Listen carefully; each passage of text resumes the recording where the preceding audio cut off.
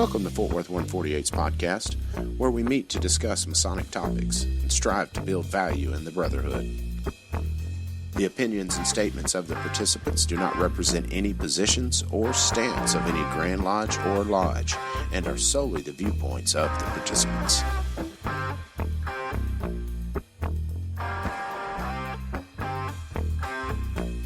Welcome, listeners, to the latest episode of the Fort Worth 148 Masonic podcast. My name is Gabe Jagush, and I am the Worshipful Master of Fort Worth Lodge. Jeremy Gwin, I am the Junior Warden for Fort Worth Lodge. Brandy Patton, Secretary of Fort Worth Lodge. I'm Evve Kuykendall, Senior Deacon of the same. Sean Baun, Junior Deacon, Fort Worth Lodge 148. Billy Hamilton, past master and current Tyler of Fort Worth 148. And we have a special guest with us today. Don Paul Payton, past master, McKenzie Lodge, number 1327 in beautiful downtown Lubbock, Texas. So, listeners, Happy New Year. Merry Christmas. Hope you all had a great holiday season.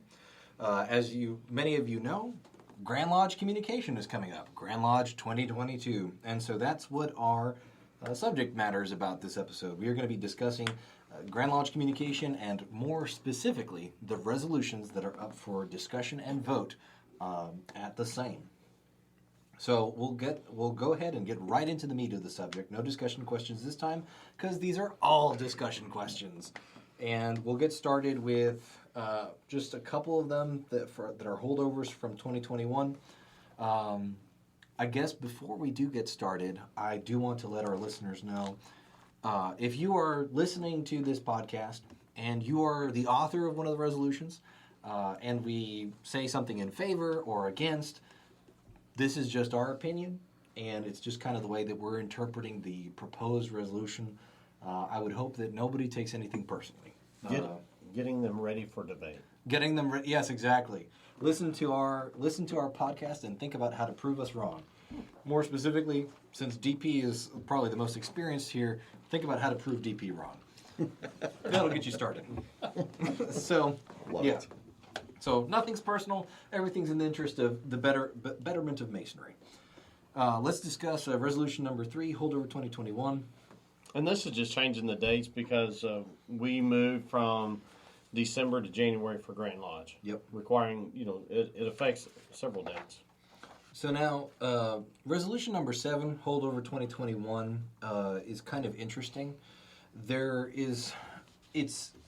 I was looking at the list of proposed resolutions, and as far as I can tell, resolution number 7, holdover 2021, and resolution 17 are the same resolution. So I'll read the text for resolution number 7 here. Whereas Article 316 allows the exemption of dues to lodges and the per capita to the Grand Lodge of Texas on members in the Texas Masonic Retirement Center, 50-year service awardees, and certain military personnel. And whereas endowed members are exempt from payment of dues under Article 318 to the Lodge, therefore be it resolved that Article 316 be amended as follows.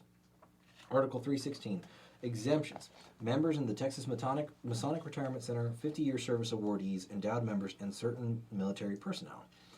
Every member admitted to the Texas Masonic Retirement Center maintained by the Grand Royal Arch Chapter of Texas, so long as he is a beneficiary of said home, endowed members, and every member entitled to a 50-year Masonic Service Award under Article 14 shall be exempt from dues. Should the brother be a member of more than one in this grand jurisdiction, he shall be exempt in all lodges. In addition, every member who is currently serving on military duty in a combat area may be exempt from dues. Additionally, a lodge may remit the per capita of such members from its annual returns using a certificate furnished by the Grand Secretary to show the current status of each such member. So, the way that I read that is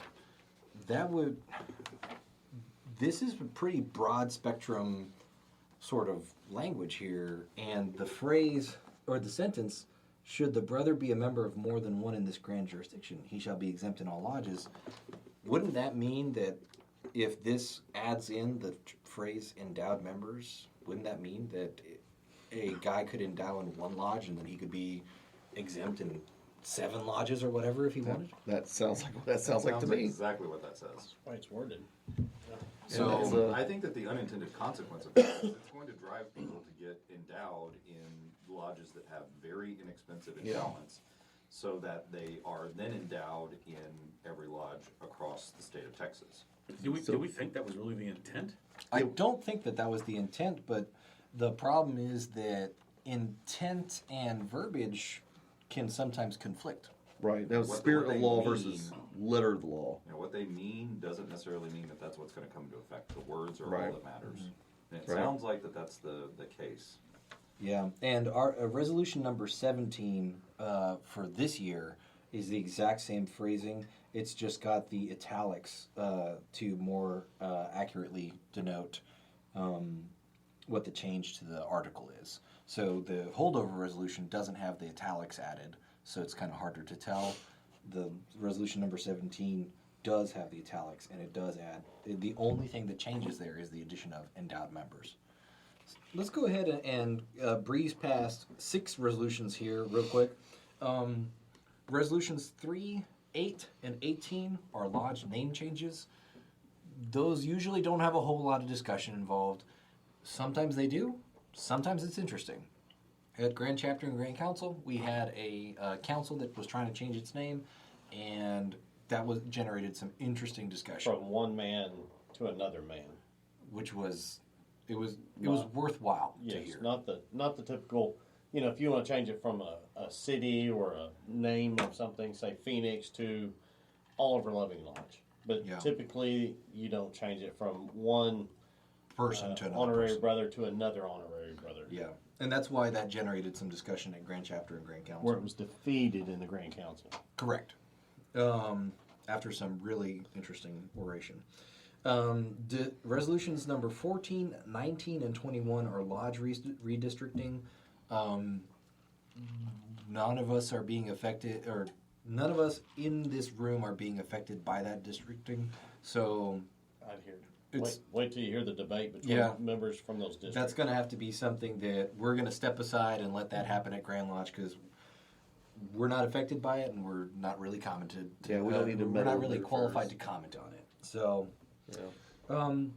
Let's talk resolution number 1 for 2022. It amends Article 225 to allow the Philadelphia Society to meet in Texas. And so, for those of you that don't know, Article 225 is a long list of organizations that are allowed to meet in Texas and that Texas Masons are allowed to be members of.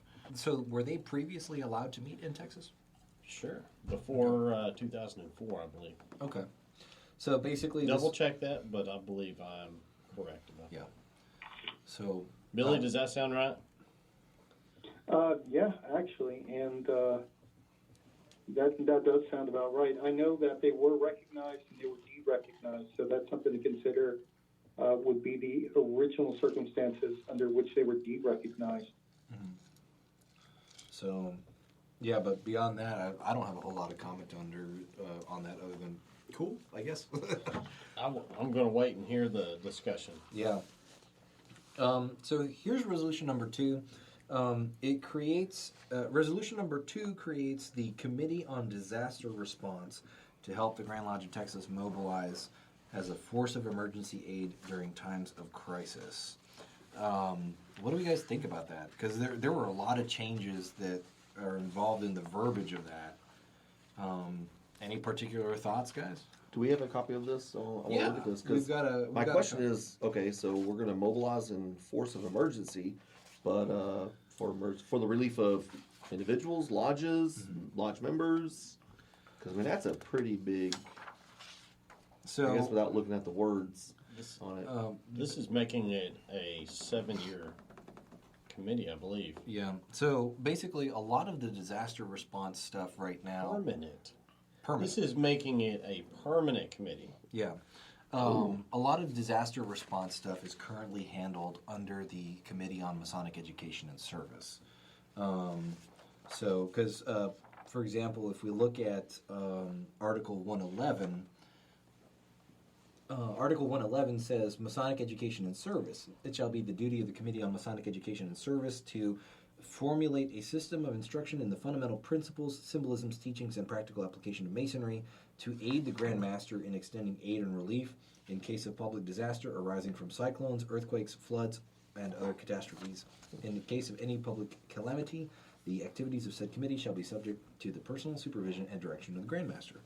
So, we have a committee that, the Committee on Masonic Education and Service does have within its scope of work disaster relief. Basically, this would strike disaster relief from their list of duties and then create a separate committee for that. Did they talk about like finances and what's going to cost Well, to Yeah, run so this committee? And In the resolution it lists, what all they want them to do, come up with established financial plans, preparations, response to natural disasters, so forth. But my opinion, I'll be the bad guy here. I'll play the devil's advocate. okay. The Grand Master at any time can create an ad hoc committee to deal with situations as they may come about. Yeah. Do we need to create a permanent committee consisting of 7 members throughout the year? Do we have enough committees that can deal with this, or do we need to kinda my create thought. more committees? that's kind of my thought. Is like, do we have enough emergencies to necessitate a on guard, a standby committee to handle this? I mean, we're talking emergency like a tornado through Kentucky recently. Okay, I mean that's first of all that's extra jurisdictional, but Or you know, hurricanes, yeah, like down hurricane or around the something like that. Netherlands. But how frequently do we have this? Do we need a standing committee for this? Also, not to speak ill of any brothers, but given the Grand Master has the authority to create an ad hoc committee and choose members for that committee to be able to best serve an individual type of emergency, people's experience counted in that versus given a how many member permanent committee, say here you go, and they may not be the best solution. It's using a broadsword when you need a scalpel. Yeah. So if you read this under Article 105, there is currently listed on here 21 permanent committees. This would be number 22. Yeah. Goodness. Excuse me. I have feelings, and You those have feelings? Holy cow. I know, this is Listeners, we'd like to inform you, Evie is a human being. I have feelings. Oh no. So, first of all, as a citizen of the state of Texas, do we not have better organizations that are better equipped to fulfill disaster relief efforts? Now, I understand that this is for Masonic disaster relief in a way that helps specifically lodges and brothers and their families, widows and orphans. I get all that. Wonderful. But to have a standing committee that is going, I just don't like this idea. It just doesn't feel like it's an organization, a committee we need. It, like Sean says, I don't think that we can plan for people to have the right kind of skill sets necessary for this on the committee at all times, unless we have, one person or seven people who are disaster relief experts. Chances are we're not going to have disaster relief experts on this committee, and it's going to be brethren like ourselves who are volunteering or voluntold to be put on this committee. And they are going to be reaching out like any of us would. It is much better, in my view, that the Grand Master has the ability and the flexibility to pull the committee together and to pick people in that moment that best reflect the needs of that moment, not to have a standing committee that doesn't reflect the situation on the ground. That's totally fair. What do you guys think, would it be better to have the Committee on Masonic Education and Service draft up like a set of policies that we say, okay, hey, here are the policies that we wrote. This is how you structure an ad hoc committee. Go. That's what the Article 111, Masonic Education and Service. It shall be the duty of the Committee on Masonic Education and Service to formulate a system of instruction and the fundamental purposes, symbolism, teachings, and practical application of Masonry, and then to aid the Grand Master in extending aid and relief in case of public disasters arising from cyclones, earthquakes, floods, and other catastrophes. It sounds like trying to solve a problem that doesn't exist. Yeah. Yeah, and passing more bureaucratic resolutions. And adding more processes just for the sake of having processes is not valuable to the fraternity in the long term. Right, you're making the body more cumbersome and ineffective, in my opinion. Yeah, I think that's fair. Billy, you have any thoughts? I mean, the structure's already there. You know, I think the way I look at it is it looks like it's just kind of creating another committee. And yeah, I know we need to have a quick response to, you know, 2 issues when they come up, but I mean, it's already under the purview of another committee. Personally, I don't really see the need, unless just the Masonic Education Committee is so overwhelmed that they're not able to adequately respond to these situations. Yeah, and that in and of itself may be its own problem. If the guys from the Committee on Education and Service say, hey, listen, we can't do this 100% on our own. Although, not that we're saying that they are saying that or anything, not to put words in anybody's mouth. You can clarify the rules and actually specify what they can assist them with. Yeah. I mean, just throw the pandemic in there. I mean, Yeah. that's a huge problem that we all have to deal with, but is that committee best equipped to handle that? Yeah. That's why the Maybe Grand Master exclude already has that authority. Pandemics. Yeah. Yeah. Isn't it like you can write a check to every lodge, hey, we know you're suffering, Yeah. here's our whole bankroll. But through that process and through the Masonic Education and Service Committee's instruction of creating a set of instructions for ad hoc committees, the Grand Master has his tool. You know, he has the best tool for that job in the toolbox already.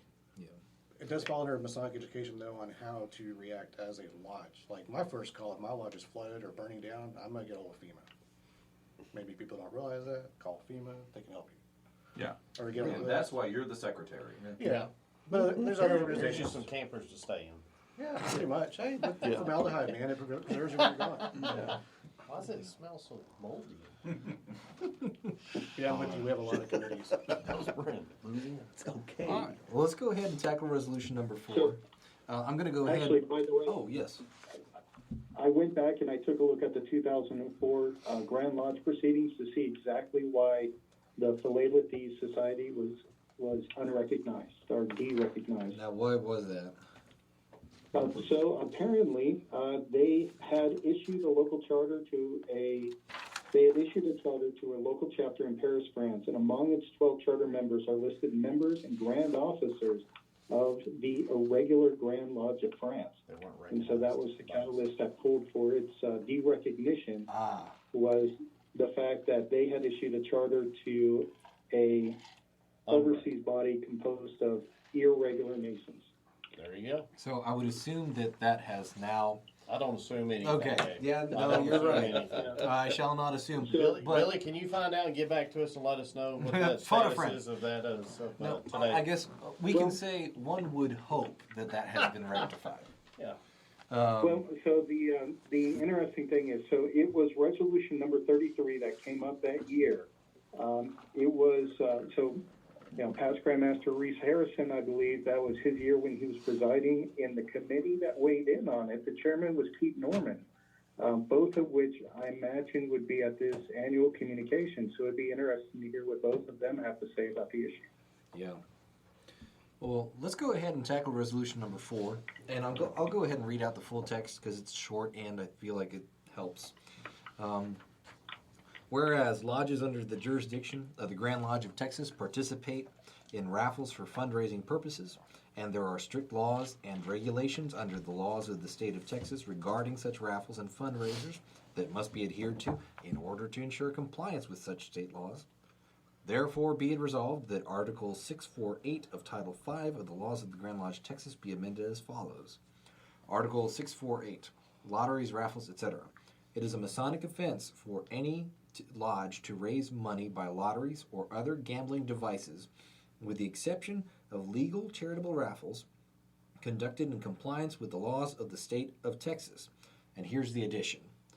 Each lodge desiring to conduct a raffle for fundraising purposes shall submit a copy of the raffle ticket and a copy of the bill of sale for the prize to the office of the Grand Secretary of the Grand Lodge of Texas prior to selling any tickets. DP, you and I were kind of talking about that this morning.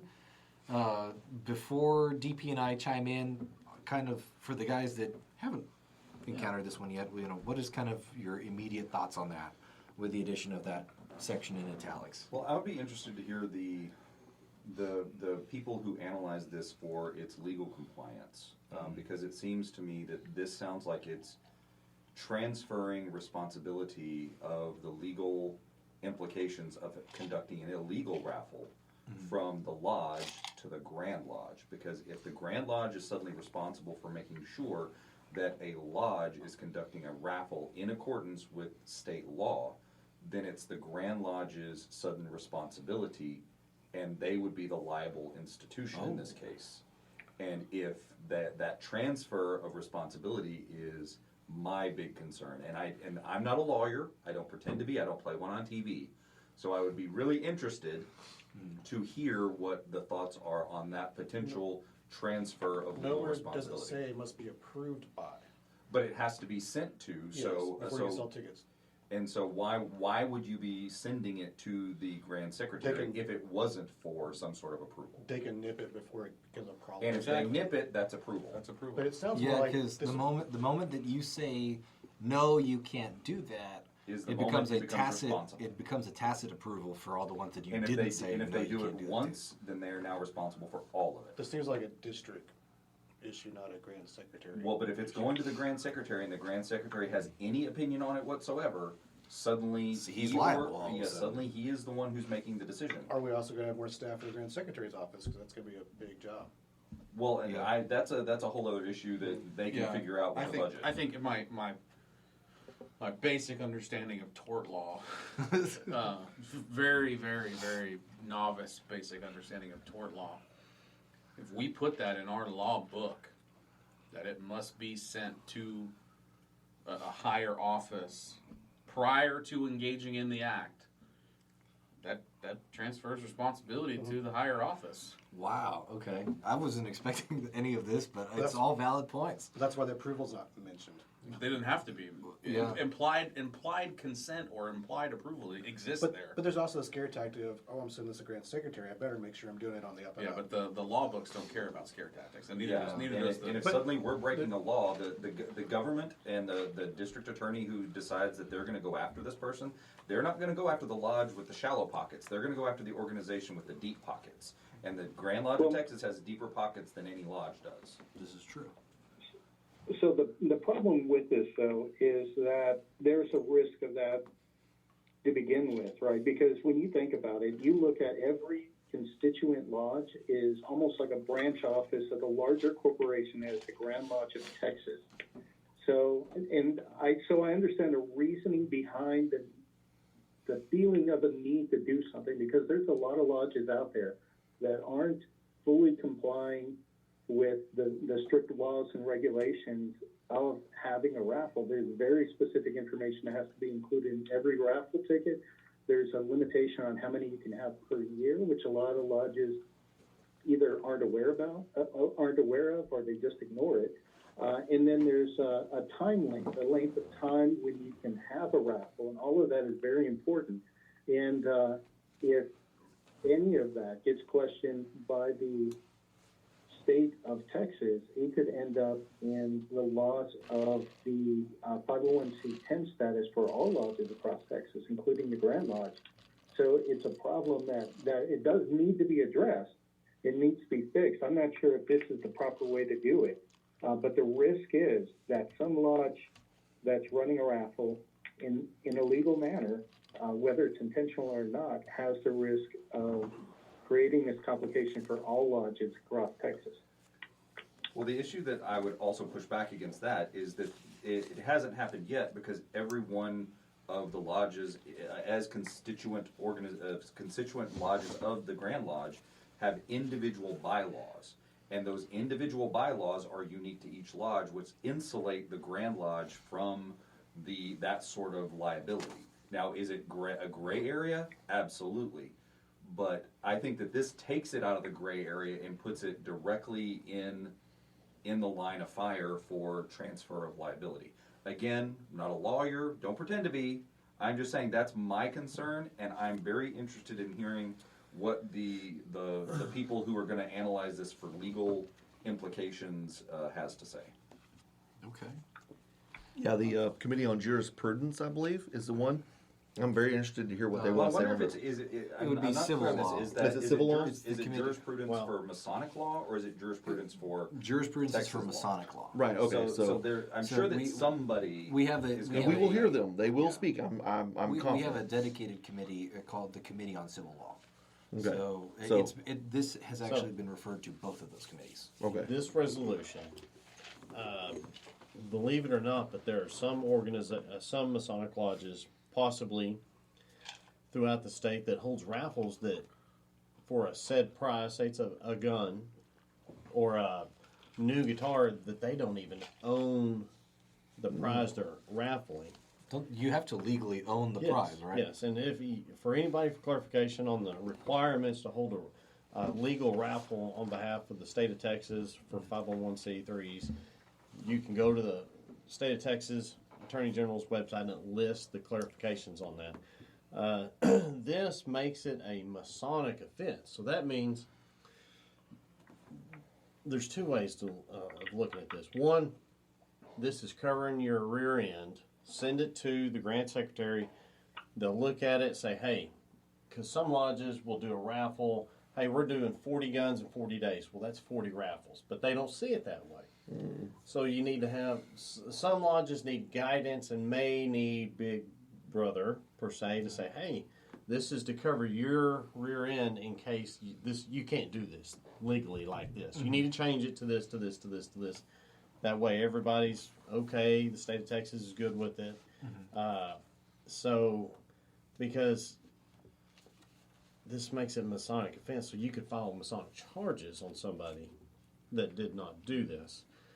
Just like you can now, if somebody holds per se, reading this law of any to raise money for lotteries, conduct charitable raffles conducted in compliance with the laws of the state of Texas. So right now, the way this law is written, if somebody you know of is not holding a legal Masonic raffle, you could file Masonic charges on them and have a trial if it went to it, and they could be kicked out of Masonry. So, but you wouldn't need. Sounds a bit but extreme. you wouldn't need the process of sending it to the Grand Secretary's office in order to be able to do Right. that. This is just to cover lodges' rear ends. Kind of Yeah. what y'all have all kind of been talking about right here. So- Let them look at it first. They'd kick it back and say, hey, you need to change this. Yeah. Do you own it? Do you have the price? Which I'm thinking, like, man, we're totally skipping the whole part of whispering wise counsel. Hey, brother, I don't think you're quite doing this right. Yeah. Please refer to the law book, which does tell you how to do a rifle We correctly. could spend the last year of And then, the person submitting this one giving a spiel. yeah, The yeah, officer times a leadership week. training. exactly. Yeah, OLT So covers I heard it this. 4 times. Yeah. My big concern is what Evve brought up, and what Sean kind of added to was the transfer of liability. Because I didn't, when you and I talked about it this morning, DP, Yeah, we didn't discuss we kind of kicked it back and forth, and we had different thoughts on it and stuff. And then I wasn't expecting any of that, but I feel like that's all very valid points, because that would assume a lot of liability all at once for the Grand Lodge in a very ugly sort of way. And then the question suddenly becomes: Is the Grand Secretary, if that is the case, the person that needs to be answering that or kicking it back or not? That's exactly Are what they legally qualified to offer legal advice to a lodge? And I would say the answer is no. Unless he is a lawyer, and that is part of his tasked job at the Grand Secretary's office. Now all of a sudden we're getting into a lot of really gray areas about offering a lodge legal advice about something. And it doesn't say on here that the Grand Secretary okays it. Maybe, I'll use Gabe's word, assume. Hey, Coming from the guy who said I never assume. I'm going to use. I hold on, agree let me with go, DP. Let me go Let's from go. my One age would group. hope. One would hope that the Grand Secretary at that time would pass it over to the Civil Law Committee and say, hey, here's the blood. I don't know. Yeah. There's a lot of gray in it. Yeah. Like you Well, said. and if that's how it's going to be handled, then I think that the resolution needs to be amended to say that it needs to be handed to the secretary, who will then transfer it to the Civil Law Committee for review. And if we're going to assume responsibility in that sort of capacity for telling constituent lodges how they need to be running a raffle, then it needs to be done by the book in a way that's actually going to protect them, not in a way that just creates this illusion oh, we've checked off the box of emailing it to the Grand Secretary, and he said sure. So I've been sitting over here chewing on what you just said. That was going to be my next point. And additionally, one would think, not even one would hope, one would think that as a Grand Lodge, as an institution, and already having a Masonic Law Jurisprudence Committee and a Civil Law Committee, that we have the process for a lodge to say, hey, boss, we want to make sure that we're on the up and up. Who do we talk to? Yeah, and normally the answer is, hey, any questions like that, talk to your DDGM. However, your DDGM cannot answer them for you. Right. He still should not. Good clarification. Right. He still has to pass it on to, I guess traditionally in the DDGM's line, he would pass it on to the Grand Master because that's his direct line of communication. Realistically, that should be going to the Grand Secretary, who then distributes it to Yeah, I mean, you can refer to your DDGM, but doesn't mean you're saying, hey, what's the correct answer? There should be like a hotline kind of thing, basically. Right. Well, and the problem that I have 1-800 Civil Law. Yeah, the big problem that I have with this is it's creating the illusion of legal protection.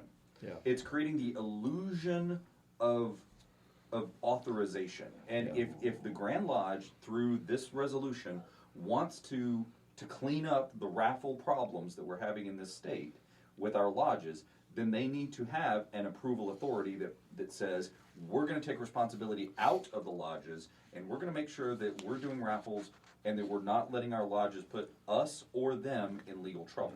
All right. That needs to be, and if that's not done, and this resolution, in my view, in my very amateurish view, doesn't do that, then this isn't a resolution that we need. It's a resolution that creates like this smoke screen. I'm ready to hear your So here's opinion here's my question on this.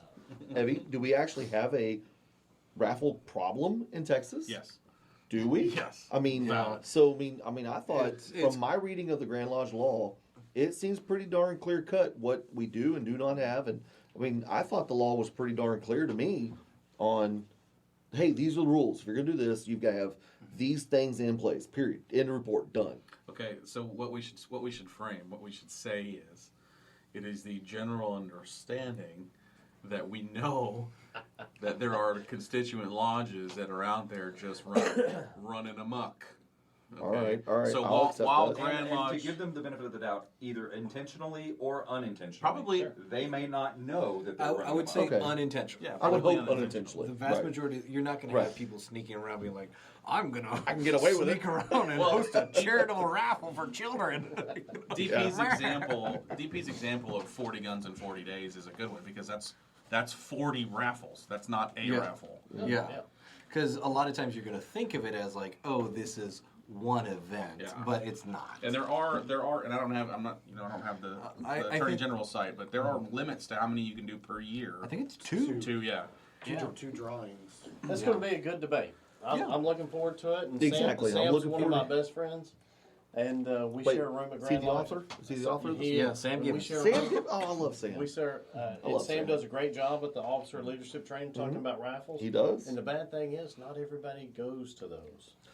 So, you that have gone have heard these things, and you're like, But a I lot just want the record to show that we at Fort Worth 148, we strongly encourage our members to attend the officer leadership training. And the officer line is highly, highly encouraged. Highly trained. Hey, no, we've all been, and it's wonderful, and we can't support it enough.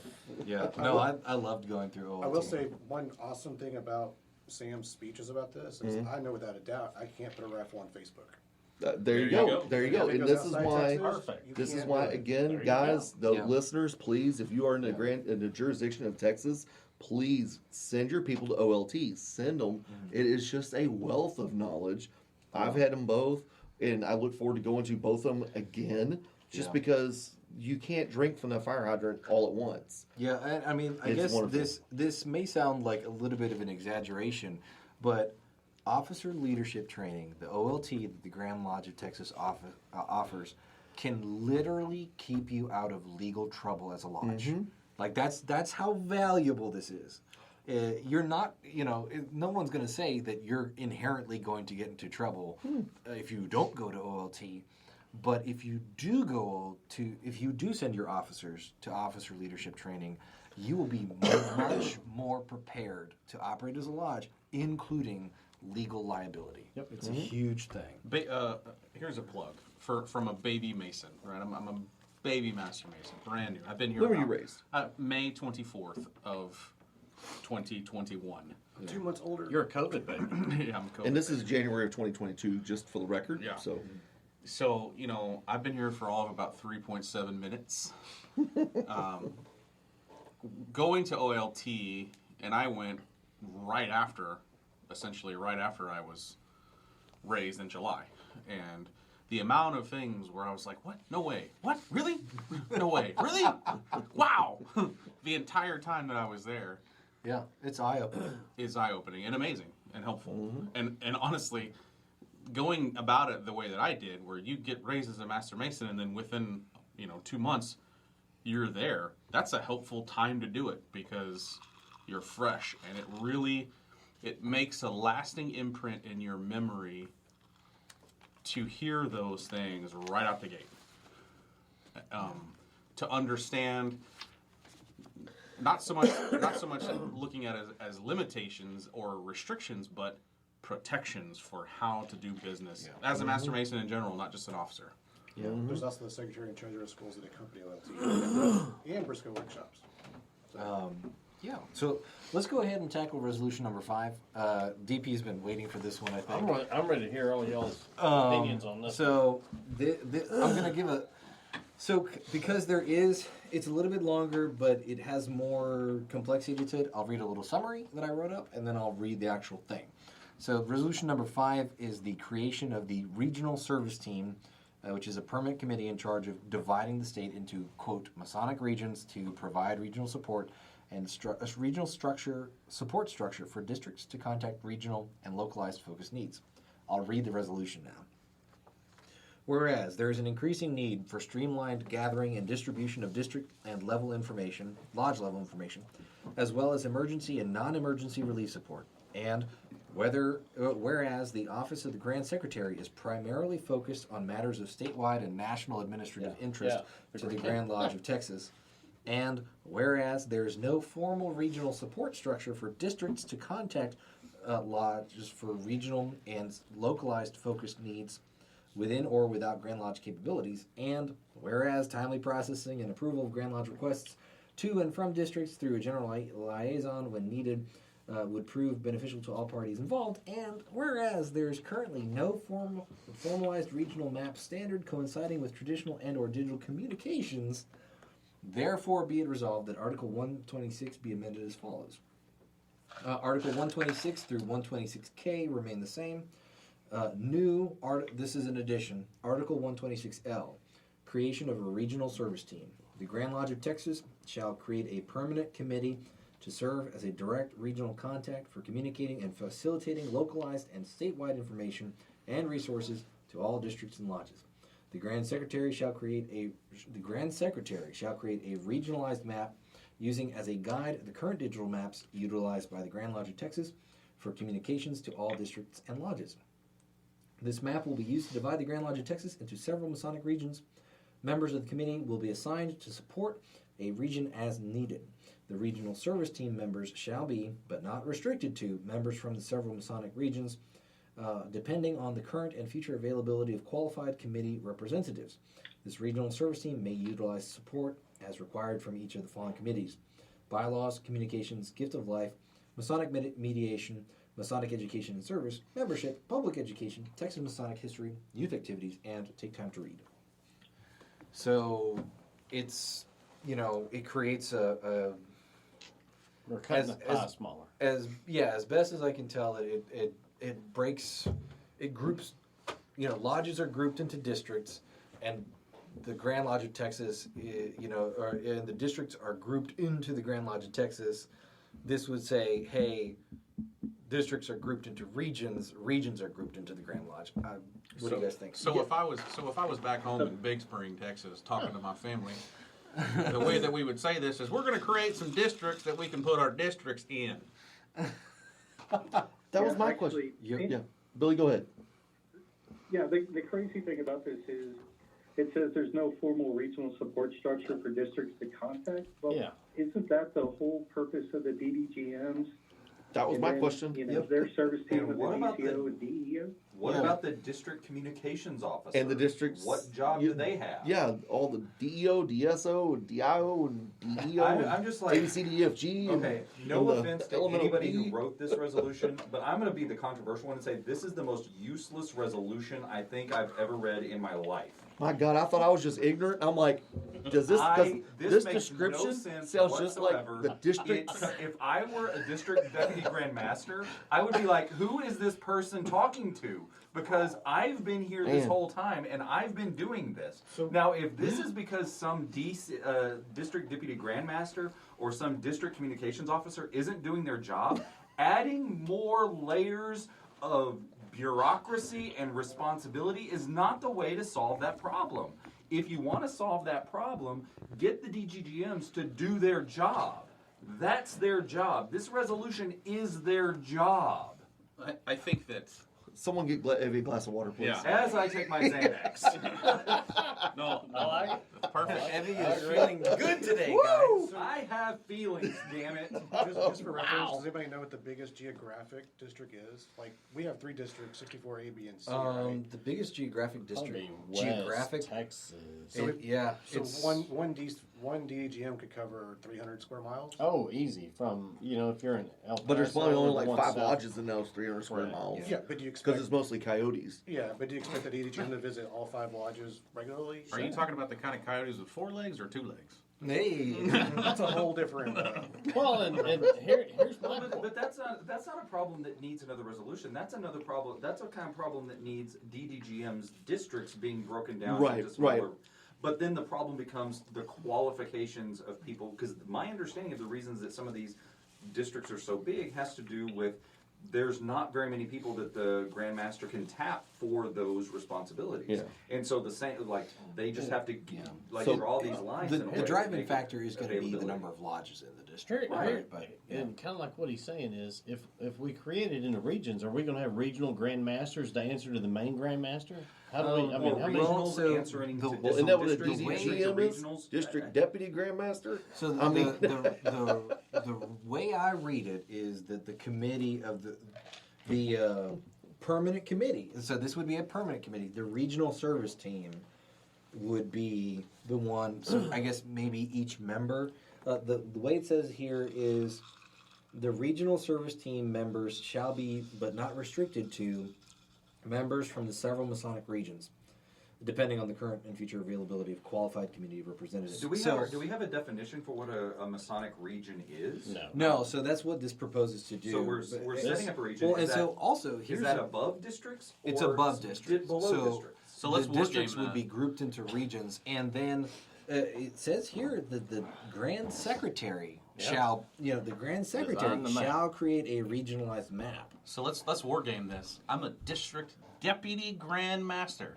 And then the regional service team is telling me Well, I'm a regional I'm the district regional, and I'm going to say, Permanent committee, regional service team. Yeah. but I'm the district deputized grand master, Yeah. and I can just imagine all kinds of fireworks coming out. Appointed Yeah, I can by the imagine. sitting grandmaster. I like- You're not I'm permanent. I am the in-person representative of the grand There's master. definitely a problem there. The funny one on here is whereas the office of the Grand Secretary is primarily focused on matters of statewide, national, administrative interest to the Grand So Legislature. I feel like there's a problem with sounds that like a because DDGM to me. it assumes a lot. Like there's a lot. there's a- and if that there's a that communi- sentence has a ton baked into it, which If I don't there's know a that I can communication agree. problem with the way that the system works, and we just pointed out that the biggest districts that deputy grandmasters have to go to have maybe like 5 lodges, but represent 350 square miles. A region is going to have to be bigger than that. So the regional grandmaster, let's say that's the title that's thrown out. Oh, I don't know regional that that will be the. Well, let's I'm say just saying, let's say the hypothetically. service team member. That service team member is going to have an even bigger region. So how is that regional service member going to ensure communication is done effectively in a region that's bigger than the deputy grandmasters that we have now, and they're having problems with communication? If you're really looking to solve a communication problem, making the district smaller is the answer, not by adding more layers of bureaucracy. Yeah. Well, and I guess it would kind of, and if anything, that geographic issue would kind of cripple regional service team members, right? Because they would have to almost, at a certain point, when you're dealing with geographic expanses that large, you would have to deal with almost certainly 100% being restricted to electronic communication or phone conversation, and not a whole lot of in-person communication or anything like that. If it ain't broke, don't fix it. Right. But if it is broken, let's find ways to actually fix it. Well, how about we create fix the Band-Aids system that are we gonna have, cause more problems. or how about we just fix the system we have in place, and then or amend the system we have in place rather than creating a whole new system. Okay, we already got a police department. We don't need a deputy department, and then we don't need a sheriff's department. All these three stacked on top of each other to do the same job. Yeah. To be fair, Looking forward, we had like 5. To be fair. You have federal marshals, and you have state marshals too. to be fair, Right, but you see my point though. And constables. If we don't need all these people overlapping with Yeah. legal authority and stuff. So yeah. I agree. A lot of that comes down to if I'm in charge of a thing, whatever it is, and I'm going to appoint or deputize or delegate activities to people. My number one mission is to inspect what I expect from those people. And so if I am not inspecting that the communication that I've delegated to those people is happening, and verifying that it's happening effectively, and then holding accountable the people that I've put in position to do so, adding more people is not going to solve the problem. It's going to make it even worse. It's going to make it worse. Here. So if you are in a job where you've been specifically handpicked to do a thing, the person who handpicked you is liable to make sure that you're doing it. Yeah. And I know in a big organization it gets hard, and sometimes you have trouble picking people, and adding on the fact that going from Lubbock to El Paso feels like 10 billion miles instead of whatever it actually is. Only 800. It just plays more into it. But it all comes down to you just have to hold people accountable to what they've been told to do. And if you're not doing that, more people's not going to help. Yep. Let's talk about resolution number 6. This should be a fun one. I'm going to go ahead and read the justification for it. I won't read out the actual changes made because that's easy to summarize. Resolution number 6. Whereas during the annual communication, an individual is consistently present in the Grand East to assist in procedural matters which occur during the communication. Whereas it is necessary for this person to assist in the coordination of activities pertaining to voting on resolutions, committee reports, and certain other activities. Whereas this accurate parliamentary procedure is critical to determining the proper employment of Masonic procedures for the annual Grand Lodge communication.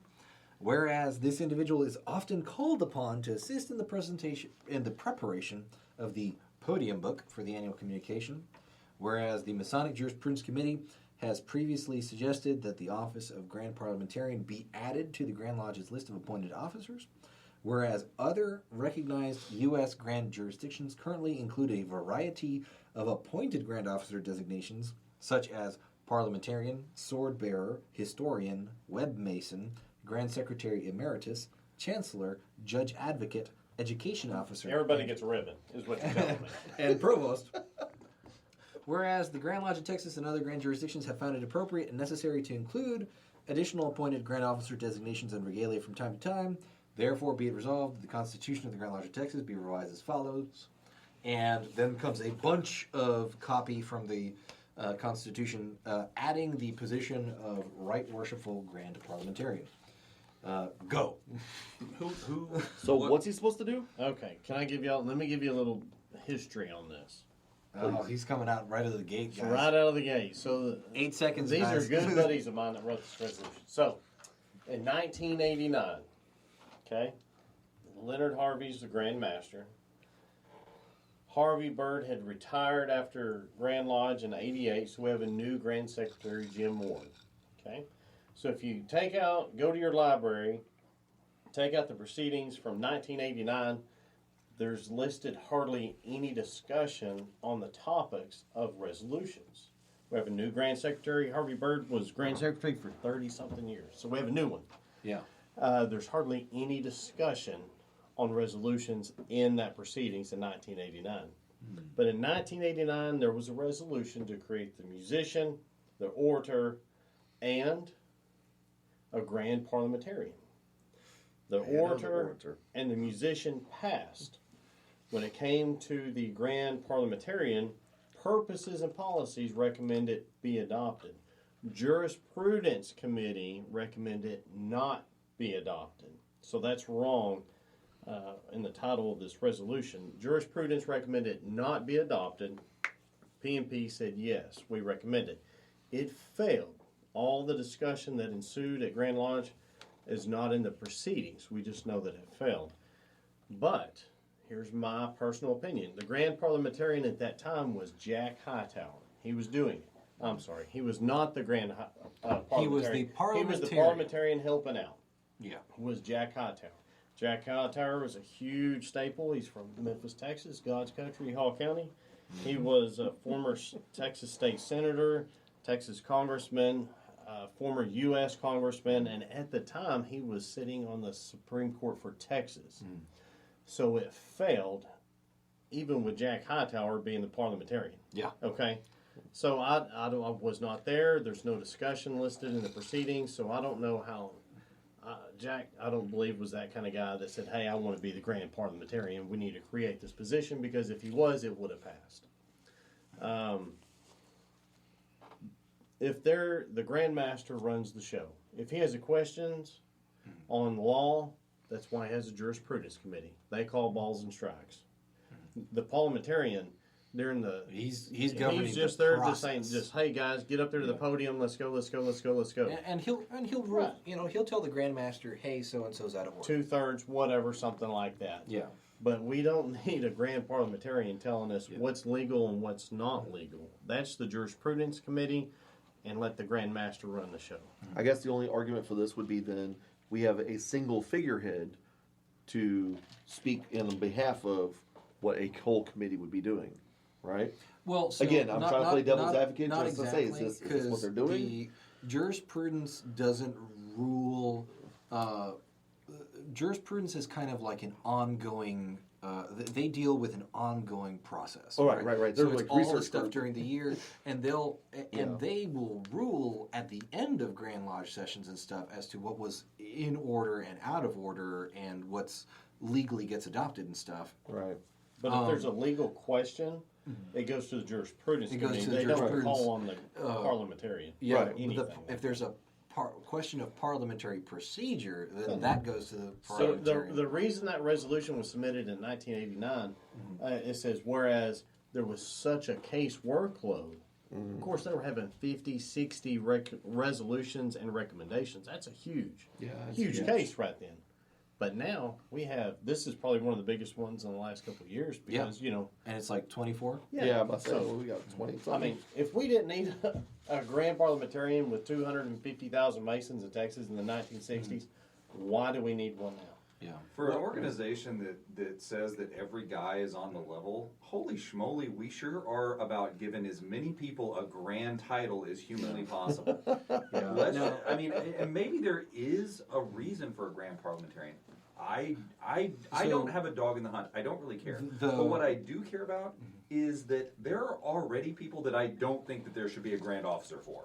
Like there are people who have parking spaces that I don't think should have grand parking spaces. And you are going to name none of them. And I am not going to name a single one of them. But I do. His name is John Smith, and he's a jerk. And I'm just kidding. No, but it's not about the person inhabiting that role. It's about the office, principle is of having that as a jeweled officer that either gets elected or appointed. If the Grand Master needs a parliamentarian, he is absolutely within his power to appoint, hey, Joe Schmo, would you be my Grand Parliamentarian for my Masonic year in the East? Yeah. Great! Wonderful. And He that's doesn't it. need to get a jewel for And it. that's it. Because, well, you know, if you think about it, we... I'm sorry, I said grand. This is DP. That in 1989 is when we passed. The resolution was to create a grand organist and a grand photographer. I was wrong. I said orator. That's wrong. We passed the organist, which is now the grand musician, and the grand photographer in 1989. Because the orator has existed for long. That is correct. I was wrong. I'm speaking up. Believe it or not, DP said he was wrong for one time. All right, So, y'all heard it record here, show. folks. This will not happen until Haley's comment passes by again. And if you look into the proceedings book, page number 473 of 1989, you will see where the purposes of, Jurisprudence Committee recommend that the Grand Parliamentarian be not approved. Yeah. So the way that I kind of look at it is, we have a stenographer during Grand Lodge. We don't have a grand stenographer, right? That's just the stenographer is somebody who volunteers or is paid by, depending on the situation, and answers to the grand secretary. In the same way, the parliamentarian the parliamentarian during Grand Lodge is not a grand parliamentarian. He's just somebody who helps out and is answerable to the Grand Master, because the way that we have things set up in Texas is that ultimately the Grand Master himself, the Grand Master, is the guy who decides and who rules on parliamentary procedure. Sure. He just has the parliamentarian there to advise him. What would make a difference for me in this is if the parliamentarian was speaking in a role where he regularly went up to the microphone and said, "Hey, listen, that was out of order. That was not okay. You know, we have to revisit that." Then that would maybe make sense, because that is somebody who is a face of the Grand East in a sense.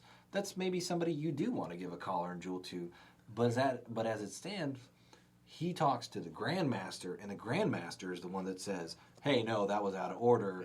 Sit down." You know. How long have we been? How long has Texas been? 180 something years. Something like that. Yeah. And we've done without it. Do we need one now? Probably not. Well, and what I would say is, Didn't you just say if it ain't broke, don't fix? yeah. Thank you. Well, and what I would say is, if we so desired to have somebody who was a parliamentarian, who was a grand officer, we actually do already have a person. Marshal. Yeah, the Grand Marshal. Grand Marshal. That's what I've been waiting to say. I thought same this here. was the Marshal's job. But it did 3 times already. One of the things that the Grand Marshal does fulfill a little bit of a different purpose, within the Grand Lodge of Texas. But historically within Masonic tradition, the Marshal is basically the only person who at any time, for any reason, can interrupt the worshipful master when he's speaking. Because usually the Marshal of a lodge is a past master who's experienced in parliamentary procedure, and if the worshipful master is out of order, he'll stand up and tell him, "Worshipful master, you're out of order." Done, right? So if we wanted a grand parliamentarian, we just have to say, "Hey, listen, Grand Marshal, this is also under the duties of your job. Have at it." It's literally in the resolution, it's literally under the Grand Marshal. Yeah. So it's like, maybe a pro tem Grand Marshal? I don't know. So, but From the new guy's perspective, outside looking in, it just looks like we want to hand out lots of flair. That's what it sounds like. yeah. We need 16 pieces of flair, not 15. Surprisingly, though, yes, it's a jewel, I like but that. it's not like, if they walk in the room, you don't realize, oh, that's the Grand Order, that's the Grand Marshal. I do, because I've met him, but generally you're not. Yeah. It's not like the Grand Master, where everybody knows who he is. And I do not like where somebody says, "Well, other jurisdictions have it." Well, who cares? This is Texas. Yeah, we're better. There's other We're jurisdictions. better, and we know the right way of Yeah. doing things. Now, I The will say Grand this, Web Host. Well, I mean, what are we? Web, sir, What is you it? are incorrect. It says Web Mason. Web Mason, the Grand. so Please rise for the new Grand Web Mason. now, to be fair though, What's his apron? Does it have a keyboard and a So- monitor on it? I On kind his of like apron? that. That's kind of no, but it has to be one of the old school box monitors. Oh yeah. Like an IBM? in 3 Yeah. dimensions. No, that's Right. floppy disk. It has to be an IBM 3.5. and a floppy disk. Oh, I mean, an 8-inch floppy. Right. Yeah. Right. I was going to go with the Just get 5 out of control. I mean, But no, so, you know, you and I were talking about it this morning, and one of the things that I said is, yes, this is Texas and we do things our own way, but I'm also a big fan of the philosophy of, if you like it, steal it. You know, in the sense that if you see something that another jurisdiction is doing and you go, hey, I like that, you know, hey, if it works for other people, I'm not opposed If to it's saying, valuable. hey, we need it if it's valuable. If it's What needed. what value does a grand parliamentarian Bing offer? bong, there we go. That's it, right? Like, It already exists. Why do we need to give you a know, jewel to it? Right, exactly, and that's where we come in. If it has value, then we steal it. But the question is, does it have value? Maybe not. You know, we don't know. Let's breeze through resolution number 7 here, or not breeze through, but let's handle this so that we can get to resolution number 9, which is Billy's. Let's talk about resolution number 7. This is something I do have some feelings on as well. Resolution number 7 fully bans publishing images of entered apprentices and fellow crafts. So this would modify Article 405A. Publication of names prohibited. The names, and add here, and images of petitioners, candidates, entered apprentice masons, and fellow craft masons shall not be published.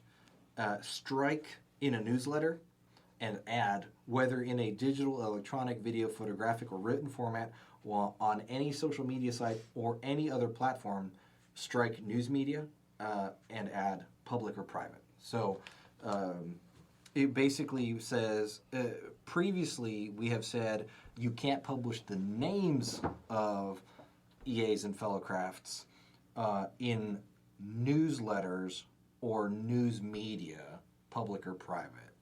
Now this would say, and images in any digital, written, whatever. You just cannot publish that, period. Public or private. So how do you guys feel about it? I'm in. I'm out. I mean, you know, I think this is like I think the roots of this is kind of archaic. You know, you don't publish any of our initiates and prospects and all that other stuff. I get that. You know, I totally understand it. I think what they're doing at this point is modernizing this for Facebook purposes. Because I'm pretty sure I've seen, you know, EA pictures on Facebook. Yeah. You know, the big crowd after, hey, we just got our new initiate, and you've got the guy front and center wearing his EA apron, and it's like, cool.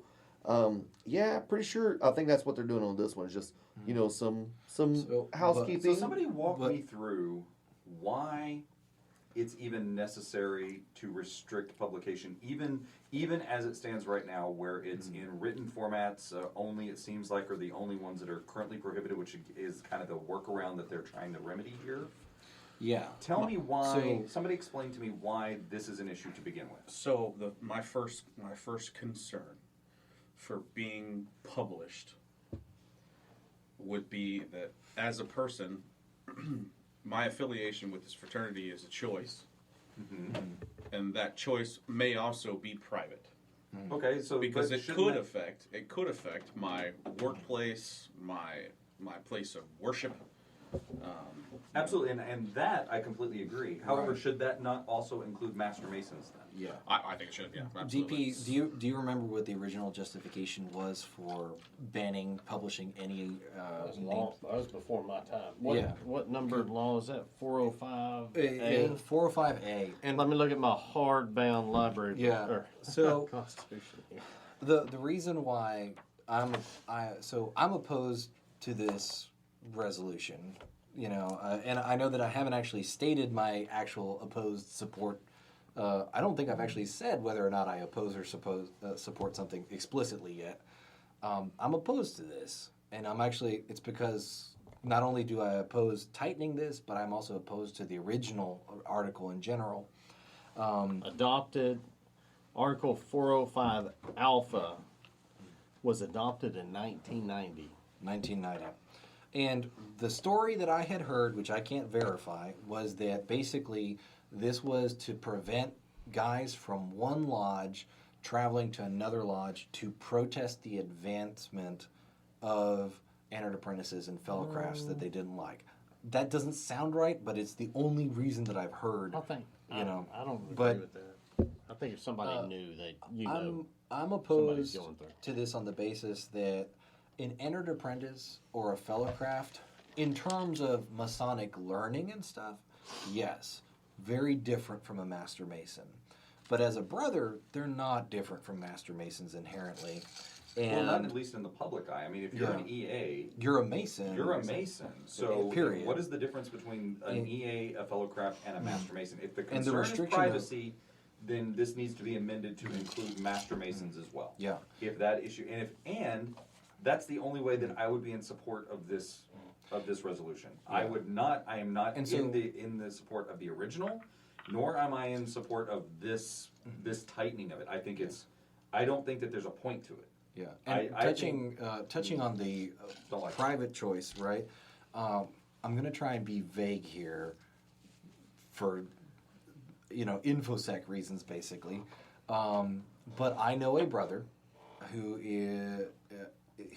has concerns about his identity as a Mason being exposed to clients, right? Mm-hmm. Does not want that to get out. He is not interested in having that being known as something that he is a part of. Even though he is very proud to be a Mason, he has employment-related information security concerns. Let's just say that. He also doesn't have a Facebook, and he also does not pose for pictures with the lodge. That's how he gets around that, because he says, okay, everybody's posing for a group photo, let me go ahead and take the photo. And that way he's never in the photo, his name is never published on anything, he actually is pretty clear with other brothers involved at events that he goes to. Hey, listen, FYI, I have a client confidentiality thing going on. I don't want anybody to know that I'm a Mason outside of Masonry. Done. And I feel like that's totally fair. So he does make the choice to voluntarily associate with us, but he also makes some pretty serious efforts to making that stay private. I feel like that's fair. That should be a personal choice. If your entered apprentice doesn't feel comfortable with being visible as an entered apprentice, then, he has every right, and you should encourage him to exercise the right to not be present in a photo and to not have his name publicated. But as is, this kind of lands us in this thing where we can't even celebrate. How cool would it be to say, like, hey, listen, guys, like, let's say a very traditional lodge newsletter, something printed out and mailed to the members' houses. Hey, everybody congratulate so-and-so. Look, here's a big picture of our new entered apprentice. Isn't that great? That's perfectly innocuous, and unless there's a real security concern that the guy has expressed to you guys, there's no reason why you should feel uncomfortable doing that. There's also the sidebar here that the way that this resolution is phrased, and I'll read this without any of the original language, I'll read this as it would be if amended. The names and images of petitioners, candidates, entered apprentice Masons, and fellow craft Masons shall not be published, whether in digital, electronic, video, photographic, or written format, on any social media site or any platform, public or private. The way I interpret that, public or private, congrats, you can't write down who your entered apprentices are in your lodge minutes. That's true. That's exactly what I'm saying. That's you can't my point about this is that you can't this even have a resolution- logbook. We could This just talk about their resolution- names on our Slack feed, on our internal Slack feed. We Yeah, couldn't do that. if your lodge has a private text message chat, you can't use entered apprentices' names. If you Or guys have fellow crafts. if you guys have a guest book where somebody signs in, Anything that gets published in the minutes. yeah, because that is a printed private platform. Yeah. Your registrar is a printed private platform. Well, and here's the thing that's the giveaway to me. This isn't about privacy. No. This is Because whatever this resolution is about, it is not about privacy. Yeah. Because if it were about privacy, it would not have to include the phrase any other platform, public or private. Because if it's a private platform, then it's inherently It's private. private. Yeah. that tells me that this resolution is about something else besides privacy. Yeah, this and is if about it control. was about privacy, it would be about Master Masons as well. Yeah. I don't know what the purpose of this is, and if there's not a purpose to it, it doesn't need to be a resolution. Yeah. I revoked my initial. Yeah, I think I'll tell you I like the what my idea. gut If reaction if was. you want to make it private, if it wants to be about privacy, include the words Master Mason in it. Yeah. Okay, Yeah. now you got me. Yeah, because then it applies to everybody. It's privacy for everyone, because as an entered apprentice, I need no more privacy than a Master Mason does. Yeah. And vice versa. But I don't think you should ever include private groups. Like if we have our own internal things. Billy? So, yeah, so I'm thinking about, I'm taking this from a completely different direction, right? So I go through, as part of my job at the Library Museum, I go through the returns, the annual returns for lodges, going back to the very formation of, Freemasonry in Texas. Originally, entered apprentices and fellow crafts were not considered members until they became Master Masons. So when you look at the old returns, you'll see when they list members, an EA and a fellow craft is not listed. Now they're in a separate section where they say who they currently have going through the pipeline, but they were not considered members of the lodge. And so my thought is that this comes from that, right? Because why would you celebrate, we had someone come, through? Well, they're not a member yet. So as an EA, congratulations, you're on your way. As a fellow craft, you've advanced. But you're not really a member of that lodge at least in the old way of thinking until you became a Master Mason. So, I have to respectfully disagree. There was a difference. Not only that, but when you look at it, right, so you have an EA. Every lodge should celebrate that, absolutely. But if you publish that everywhere, what happens if that person doesn't advance, right? What happens if they peter out? What happens if they fail to advance for cost? Now you have kind of an uncomfortable situation there. So, in a way, I'm kind of for this. Now, the question of what exactly is meant by public or private, that is a different issue. I take it as, you can say your Facebook feed is private. So does it extend to the minutes at a lodge? I don't think so. But that should be clarified, right? Because that's a future point of contention should this pass. But when it comes to the inclusion of these entered apprentices and fellow crafts as members, well, part of me still says that really until you've completed the process, you're not a member of the lodge. Well, and that's it how wasn't it is. until recently, that EAs and fellow crafts were even entitled to Masonic burial. Well, and that very well might be a great reason to keep this resolution as it is. However, I think that it's also just as relevant to say if a Master Mason goes out and commits a felony or gets kicked out of the fraternity, you have the same problems with suddenly this inconvenient Master Mason who is now a Master Mason on television, their mugshots on TV as part of your lodge, and it's all over your Facebook feed that they are a Master Mason. That's the same problem as if one of the fellow crafts or entered apprentices doesn't advance or fails to advance for cause. The issue that seems to be raised by those concerns, which I absolutely think are relevant, they apply to Master Masons too. So in terms of like marketing and social media and image of the Masonic brand, all of those things are just as relevant to Master Masons too. So I still think that if this resolution is to pass in its current form, it should include Master Masons as part of it. Yeah. Well, but the difference there is how many EAs and fellow crafts are run through the process, without adequate investigation, right? How many guys come in and it's like, hey, great, here's your petition. It's already, they don't really have to work to get signatures for it, and they're already entered into the pipeline. Theoretically, your Master Mason has at least. That's only 148, Billy. Hey, you take that back? Especially last year at 148. I would say that any problems related to letting in entered apprentices and fellow crafts that shouldn't be there extend through that process to the Master Masons that they become. So ultimately, That was 07.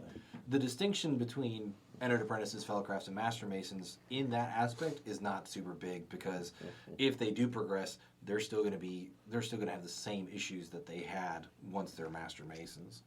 But let's go ahead and tackle resolution number 9, and we're going to unfairly lump in resolution number 23 because it is very similar.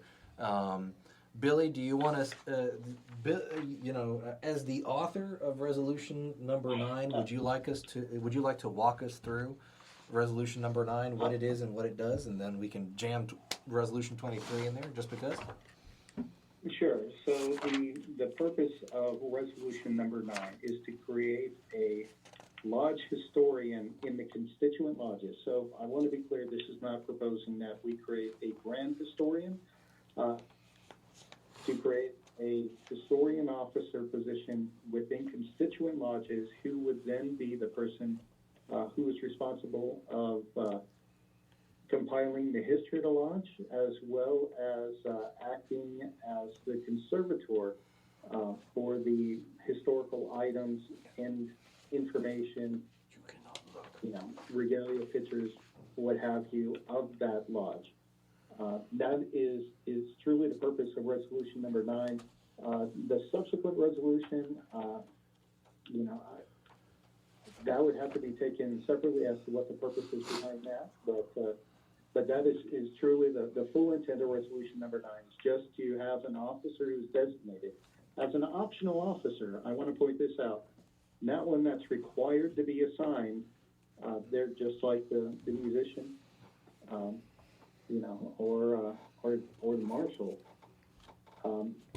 in that lodges can opt to take advantage of this position or not.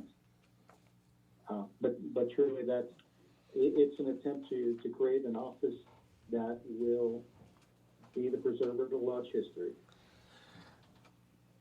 Question, Billy. I'm going to play devil's advocate here with you. Sure. So why do we need to create a lodge historian? For what purpose? We haven't had one in 180-something years in Texas Masonry. Why do we feel the need to create another potential position for somebody? So some lodges already have unofficial lodge historian. No, I'm talking about that's part of a lodge membership. Hey, you have a worshipful master, senior warden, junior warden. Tyler, we don't have a lodge official historian per se as an officer of the lodge, and that's what this is creating, correct? As opposed to like a Correct. chairman. Correct, yeah.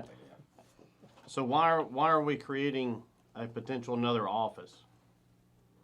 What's the purpose? Just to encourage the preservation of the lodge history. Okay. Like I said, it's an option. It's not a requirement. Couldn't that just be done through a committee? So, there's nothing preventing that today, right? Any Exactly. lodge any worshipful master can assign an ad hoc committee charged with history and preservation. There's no reason not to do it today. Correct. So some lodges can continue to do that if they want to. Some lodges, if this resolution gets adopted, can choose to have, the responsibility for that reside in a chosen person. This really kind of gives the opportunity and flexibility for lodges to pick how they want to get this done. Maybe I'm just looking at it wrong. I see it as another way, creating another office for another person. And when do we finally say, hey, we can't have 20 guys in here all being officers. We got to have other people doing things besides everybody being an officer. I get the aspect of preserving the history. Look at Phoenix Lodge. We have several brothers that have done the history of it. Dexter Salmons, who's a past master of TLR, past grand chaplain for Leonard Harvey in 1989, wrote a book. I own a copy of that. On Phoenix Lodge. And he was never the lodge historian. I just don't see, maybe I'm wrong, but I don't think I am. Yeah. It's just another way to encourage lodges to take a look at their history, right? To actually start doing research. Because, as a member of the Texas Lodge of Research, I'm working at the library in DC, I get a lot of people who ask me, how do you do this? There's a lot of people that seem to feel that they need to be given permission to do something like that. I'm ready for the discussion at Grand Lodge. It'll be interesting. What do y'all think? You're members of 148. Well, I think here's my take on this, and this is the reason that I haven't been saying anything. Because I'm a member of 148 and a member of 148 is sponsoring this, I have an inherent bias. So whatever I say is biased, and so I'm of the same opinion that while I'm interested in the debate that's going to happen on the subject. Yeah. Although I will also say my bias now out there. I have a different set of feelings about this position than I do about a grand position. Yeah, I think in a lodge, in an appointed capacity, in a non-required capacity, it's a way of recognizing something, and I do think it's a great idea. Mm-hmm. I don't know. It's something that kind of goes with the philosophy of if you say something is a big deal and you treat it like a big deal, it eventually does become a big deal, right? And I feel like, obviously, I have to make the same admission. I have a strong bias on this resolution. Sure, because I get it. I'm the odd guy out. I get it. Yeah, well, and that's why you're here. But yeah, the way I look at it is, we might be able to make lodge history a bigger deal if we say, hey, this is important enough that it has an officer attached to it. And let's also kind of, I think, point out the reason that 148 even has a podcast is because somebody thought it was important enough to start doing a podcast and start putting opinions out there into the world. And that's how this podcast has grown from like 2 or 3 people to an entire room full of people. A conference room of people. A little bit. And so history could use that sort of focus as well, I think. Yeah. I think So a little different in creating a podcast to creating a position in a lodge. Speaking as secretary, Absolutely though, true. of 148, I could see where a historian would be beneficial to a secretary. So maybe not historic documents, but research on members. Yeah, That'd be super right. useful, yeah. Maybe a secretary pro tem type So position. you're saying I do that think it's important to have someone like document the history of your lodge or keep catalog of the history of your lodge. Well, like our minutes. But I see Minutes back DP's to point is 1850. exactly. Our lodge is 160 something years old. The answer to the question, do we need a lodge historian?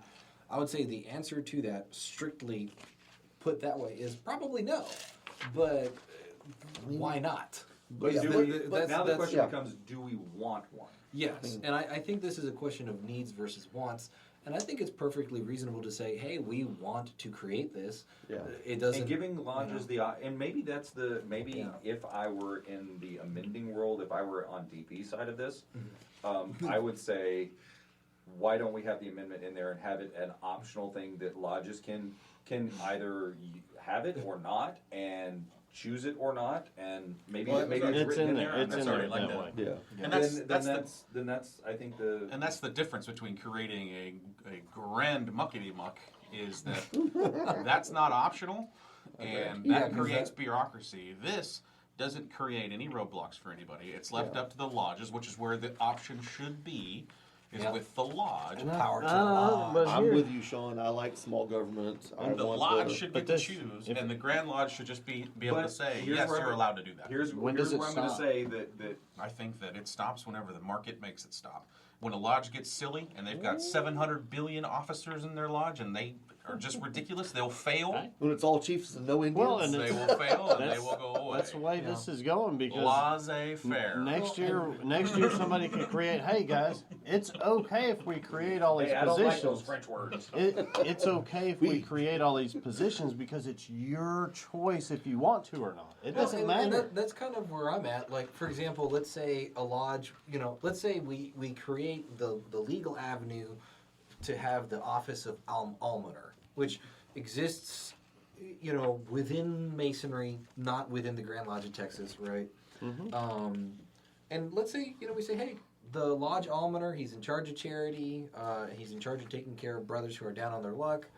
optional office, and let's say a lodge has, let's say resolution 9 and 23 pass, and then this fictional article number 99 gets added, creating an almoner. Let's say a lodge has every Masonic officer, including the stewards and the master of ceremony, the musician and the marshal, and and the historian and the orator, and let's say like the almoner.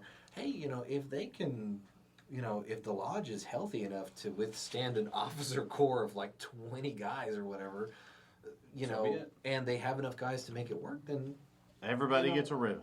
Well, that's sure. what the way I see it. Everybody. But we shouldn't look at officer positions as ribbons, and they shouldn't be considered ribbons. Where do you're there to serve. You're not there to. You're not there to be. You're there to work. So my opinion, everybody gets a hard hat.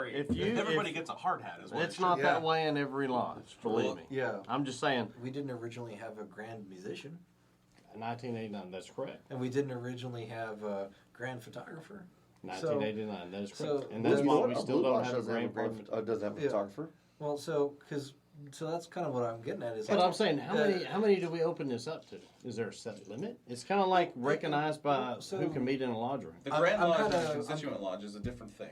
The Grand Lodge is a different thing. That's apples and oranges. Constituent lodges should be allowed to do what they need to do up to their discretion. Yeah. Pass or fail, survive, sink or swim, survive or not, whatever that lodge wants to do. If they want to jewel the entire lodge, let them. Yeah. And if that's their downfall, well, congrats, guys. But it's not the Grand Lodge. The Grand Lodge is a different thing. You can't compare the two things. They're not the same. I guess this is the Masonic version of the invisible hand of the free market. So what's the difference between his and the other resolution? The other resolution doesn't have the clarifying verbiage. What number is it? 23. Billy's resolution clarifies that the lodge historian does not necessarily have to be a member of the lodge, similarly to how the Tyler works. And in the same way that the Tyler can be a Tyler for, he can be elected Tyler of more than 2 lodges, a lodge historian can be done the same way. The other resolution adds the additional office of orator, but doesn't have any of that clarifying language. I think there is value in the clarifying language. So it's creating a orator? Orator, yeah, at the lodge level. But let's go ahead and move on to the next resolution. So let's talk about resolution number 10. This is the summary of the resolution. It fully bans live streams of Grand Lodge communication, and the text that they are proposing here is a new paragraph to Article 2 of Chapter 2, Title 1. So Chapter 2, Title 1, Communications, Article 2, Annual Communication. No change in the first 3 paragraphs. Here's the addition. When the Grand Lodge is called to labor, no audio or visual representation of such proceeding shall be permitted either by transmission, live streaming, or other means of communication. These provisions shall not apply to transmissions within the Grand Lodge Memorial Temple. I think you could probably do this resolution to go hand in hand with the Grand Master's recommendation, because it has to do with either or. Either the Grand Master's recommendation says, yes, we can broadcast it without the esoteric opening and closing and other things like that. This is resolution number 10 says you can't do any of it. That was my question is, like, what's the difference? Okay, so, because I know, last year they did live stream it for COVID reasons. Correct. Yeah. So that way voting members could be, remote, and I get it. But this is a tiled meeting. We have to show our little card in our pocket showing that we've been checked and vouched for and everything. Yeah. So I just kind of was wondering, so is this just now that COVID's over, we're done. We're no more live streaming. That kind of what, huh? It's over? Well, okay, you know what I mean. Any thoughts on this, guys? Why? Yeah. Well, I don't like the whereas the current state technology provides no means by which. I mean, the technology's there. It's just enacting it and paying for it. Yeah. The let's see here. No means by which to ensure that others who are not authorized to attend.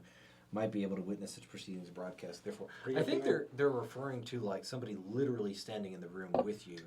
Are you going to ban every cell phone in the building during a meeting? Because that's the only way you're going to prevent it 100% not happening. Yeah, you would, because cell phones do listen to you. Like if you're talking about, let's say you're talking about vacationing to the to the Caribbean, right? And you're talking about that cruise that you're going to take to the Caribbean, and how you're going to enjoy a royal cruise versus a Viking cruise or whatever. You're going to start seeing advertisements on your phone when you browse the internet, when you use Facebook, anything else, because your phone, not your phone inherently, but there are apps on your phone that listen in passively if you have granted them the default permissions of those apps, which is going to have that in there. So you would have to ban cell phones from being in Grand Lodge communication. What's up? Grandmaster recommendation that we were just discussing. Therefore, be it resolved.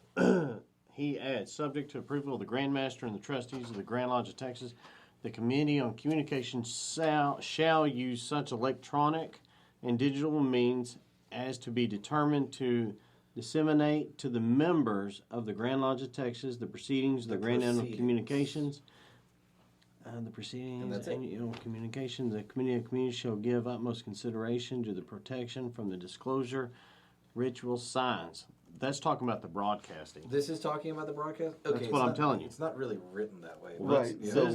So they're talking about the actual broadcast. They're talking about the proceedings as the live event. You are correct, not sir. the Right. proceedings as the text. So correct me if I'm yes. wrong, but I think they're after trying to protect the sign. private proceedings But- of our ceremonies so what's from public view. The big difference on the Grandmaster's recommendation from last year, the recommendation says we can broadcast it, but no member of the Grand Lodge of Texas may be heard on any manner properly brought before this Grand Lodge, or any such member shall vote or cast a ballot on any such matter that is not present in person. So you can watch it. You've registered online. You Yeah. paid your fee. You can sit there and watch it. You're at home. You have COVID, whatever the Yeah. case may be. Yeah. But you You cannot can't vote. vote, You can't vote. unlike last year. And Right. I think that's fair. Okay. I don't have a problem with that. What I do, the issue though is resolution number 10 completely bans All of it. All of it. Right. The question, or actually, Evve, did you have some? Yes, on both of these resolutions.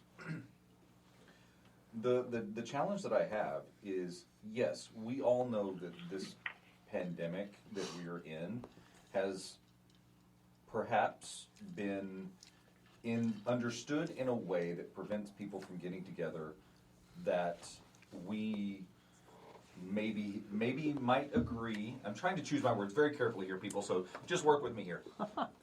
Perhaps Get to the point, dang it. Perhaps there's been a little bit of an exaggeration on how serious the risk to people gathering really is. And last year was no doubt. I think that there are a lot of people that would agree with that. Right. Regardless of what your political opinions are or your views on the subject, Yeah. there are a lot of people who would say that it's not as risky to get together as some people might say. Yeah. And this last year's annual communication, which allowed voting to happen remotely and to be viewed remotely through a live stream, was under that auspice of perhaps necessary. Yeah.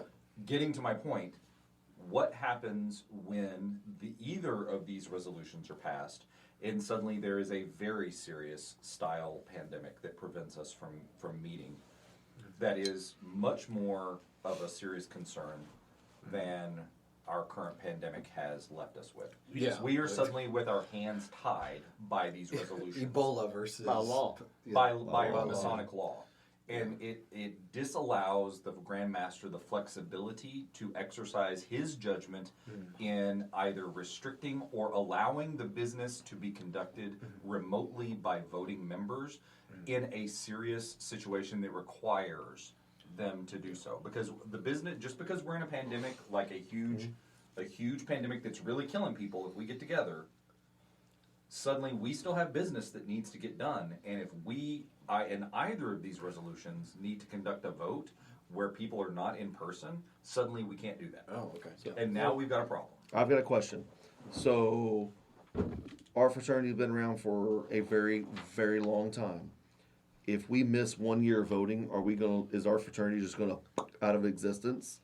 If we miss 1 year of voting? I think not. Probably. So if we were to have, let's just say, God forbid, as what Evve has hypothesized here, the pandemic of pandemics, Super Ebola. super AIDS that's come along, or whatever it is. Super COVID. Yeah, super COVID. Thank you. That's even better. So we get super COVID, let's say in whatever year. If we have to suspend voting entirely because we can't meet in public, is that really a bad thing? It's not 1 year. What if it's Let's say it's 5 years. What if it's 10? Well, okay, but let's say it's 5 years or so. But, The only thing is that I think that the Grandmaster should have the flexibility to do this. And I'm the one sitting next to blood. DP. He's coughing up blood. DP's So, gonna I give us have- all Ebola yeah. here. I have DP of it's a very faux pas to cough right now, sir. We fortunately we have some examples to look at with our brother states in the union that really shut down hard for COVID. Like Texas, we went through our thing and we went through our shutdown, but it was And then we came out. Yeah, It was like okay, 10 man. months. Yeah. But we have other states that were preventing any sort of Masonic communication of their members, and some of them, South Carolina, and some of the more public issues. And I think that any time that we're imposing restrictions as resolutions, It gets we dangerous. have to be very, very careful. The law of unintended consequences is on my mind here. And even then, unintended consequences as well. There's always people that are going to be willing to abuse something too. Because if the infrastructure for a law exists, I guarantee you, there's people that are going to be looking at that, going, "How can I use this to my advantage?" Especially if it means somebody else has to eat it. The McLennan County Health Department power to shut down masonry in Texas, 100%. Yeah. Could do that Thank with you. this passed. Yeah, the governor You can't could meet say, at Grand Lodge. Sorry, guys, it's in my county. You can't meet. couldn't Yeah, have more that's than true. 200 people in a building. Remember that whole, 100 people, whatever. But then it was. can't you also, So- have, okay, well, we can't meet in this one building. Maybe we can have representatives of each group and, create a So- Congress or This is something. I have what I a- would- this is what I would So propose. I have a question here. We can too. tile our individual lodges. So If it came down to that, could we not meet and vote in our lodges Yeah. via our room? Yeah. That's Hey, tiled. So Yeah. we're You know, live streaming Hey, to each so lodge. or Each lodge is or not- better yet, Yeah. let's just say, for example, But then, Fort Worth Lodge, we vote yes, no, no, yes, yes, yes, no, yes, no on all these resolutions.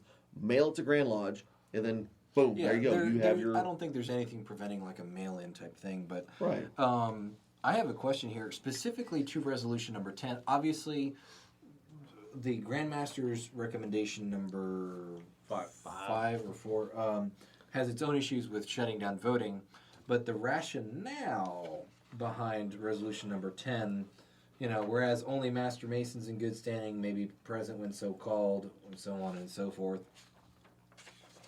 And then there's something here. So I'll read it again here. When the Grand Lodge is called to labor, no audio or visual representation of such proceeding shall be permitted either by transmission, live streaming, or other means of communication. These provisions shall not apply to transmissions within the Grand Lodge Memorial Temple. I have a question for the general manager of the Grand Lodge Library and Museum, who is on this, who is with us remotely. Billy, is there anything preventing wives and other non-Masons from being inside the Grand Lodge Memorial Temple and not within the, just outside in the hallway where they might see a transmission? Is there anything preventing them from being in the building where they could see a transmission? Nothing preventing them from being in the building. No, the only thing that prevents them from, you see it all the time. Every Grand Lodge session, there's wives and and other family members that are outside while Grand Lodge is in session. And the Tyler alcoves that are there are really the only barrier between the two. Yep, there we go. And ladies and gentlemen, you heard it here from the general manager of the Grand Lodge Library and Museum. This is my big problem. This is one of my big problems with this. What is so, if the wives that are there and the other non-Masons that are there aren't prohibited from seeing it in a transmission within the Grand Lodge Memorial Temple, let's say it's like a CCTV broadcast inside the building, what's so secret about the proceedings that they can't be viewed outside of the Grand Lodge Memorial Temple when there are non-Masons, there are profane individuals within the building that can see it if it's on CCTV. Exactly. That is an interesting choice. I think that's more of an oversight on the people who drafted this. Yeah, I think that's a resolution. verbiage issue. I think it's a verbiage Semantics. issue. However, as we pointed out, semantics matter when we're talking about resolutions and law. And so now all of a sudden, if we're going to say that it can be transmitted anywhere inside the Masonic temple, not just within the lodge room, now we're getting into an area where Well, and that's what I'm getting at. You could have TVs downstairs. And yes, and voting members could be there. In the ladies' room. Or maybe they should add the verbiage only to where secure locations where only authorized people are allowed to view this. This resolution was written to prohibit any of the live streaming going out to people sitting at home. Yeah. That's the Right. meat and potatoes to the resolution. The recommendation is saying, hey, this resolution says nothing, no live streaming at home. Yeah. The recommendation says you can live stream it, but you can't vote and you cannot speak on a resolution. Yeah. But you can watch it. Yeah. And I think the And they big thing can't show there... the signs. That's correct. Yeah. None of the ritualistic opening and closing. Right. Plus, I mean, everything is written in a book. Yeah, it's the proceedings. Yeah, the written copies of the proceedings. Word for word. Yeah. Basically. So, because at that point I have to say, listen, anybody can buy a copy of the proceedings of any year. Yeah. There's no functional difference. They, depending on the transcription, you can even see where most of the proceedings I've given, they even include stuff where somebody forgets their name, to give their name or whatever, and somebody calls them out on it and say, hey, you have to introduce yourself. All of that, even the finest detail of people forgetting parliamentary procedure, people misspeaking, people cracking jokes during things, all of that's preserved in the written copies of the proceedings. That's correct. So there's not a functional difference to saying, oh, you can't live stream. Well, Do you want people to be able to watch it at home that cannot attend, or do you not? and that's it. It's it. You pick which one you want. As long as written copies of the proceedings exist, I don't think we can justify this resolution. We would have to get rid of the written copies of the proceedings. Not with a secrecy justification. Yeah, not with the secrecy justification, and that's what this is going for, right? That's I can understand not wanting people to vote at home, but the easy way to do that is say, hey, we're broadcasting Grand Lodge, and then just not provide remote voting capability. They won't have You it just set don't up. have to, Sure. because there's nothing in our laws prohibiting us from doing that. It's at the discretion. The recommendation is at the discretion of the current Grand Master. Which is what it should be. Right. So if I know how 148 likes to, hey, it's up to whatever you want to do. And that's the good thing about this recommendation is that it says, hey, it's at the discretion of that Grand Master, whoever it may be that year, says, yes, we can broadcast it, or no. It's it's his call, the way that I read that recommendation. But I just don't like the idea that they're taking this out of the hands of the Grand Master. I think his discretion, his wise judgment should prevail in this. It should, and probably with the consultation of the communications committee, because I think all of those people are going to be involved in this. So it's not like he's just arbitrarily making this decision. We would hope. I mean, obviously, one would hope. One would hope that the Grand Master is not making these decisions in a vacuum, and that he's going to have wise counsel surrounding him to make sure that he makes the wisest possible decision. Sure. But these resolutions strip him of that. Yeah. So I think that I don't like the idea of stripping people of their. Yeah. Let's go ahead and tackle resolution number 11. So resolution number 11, the long and short of it is that it takes Grandmaster's decision 1963 number 2, banning photography into the lodge room, and turns it into a proper article of its own, allowing exceptions for members of the Grand Photography Committee, quote, a knowledgeable person designated by the Grand Master, and any Master Mason during the presentation of the Holy Book of the Candidate's Faith and Apron during the Master Mason's degree.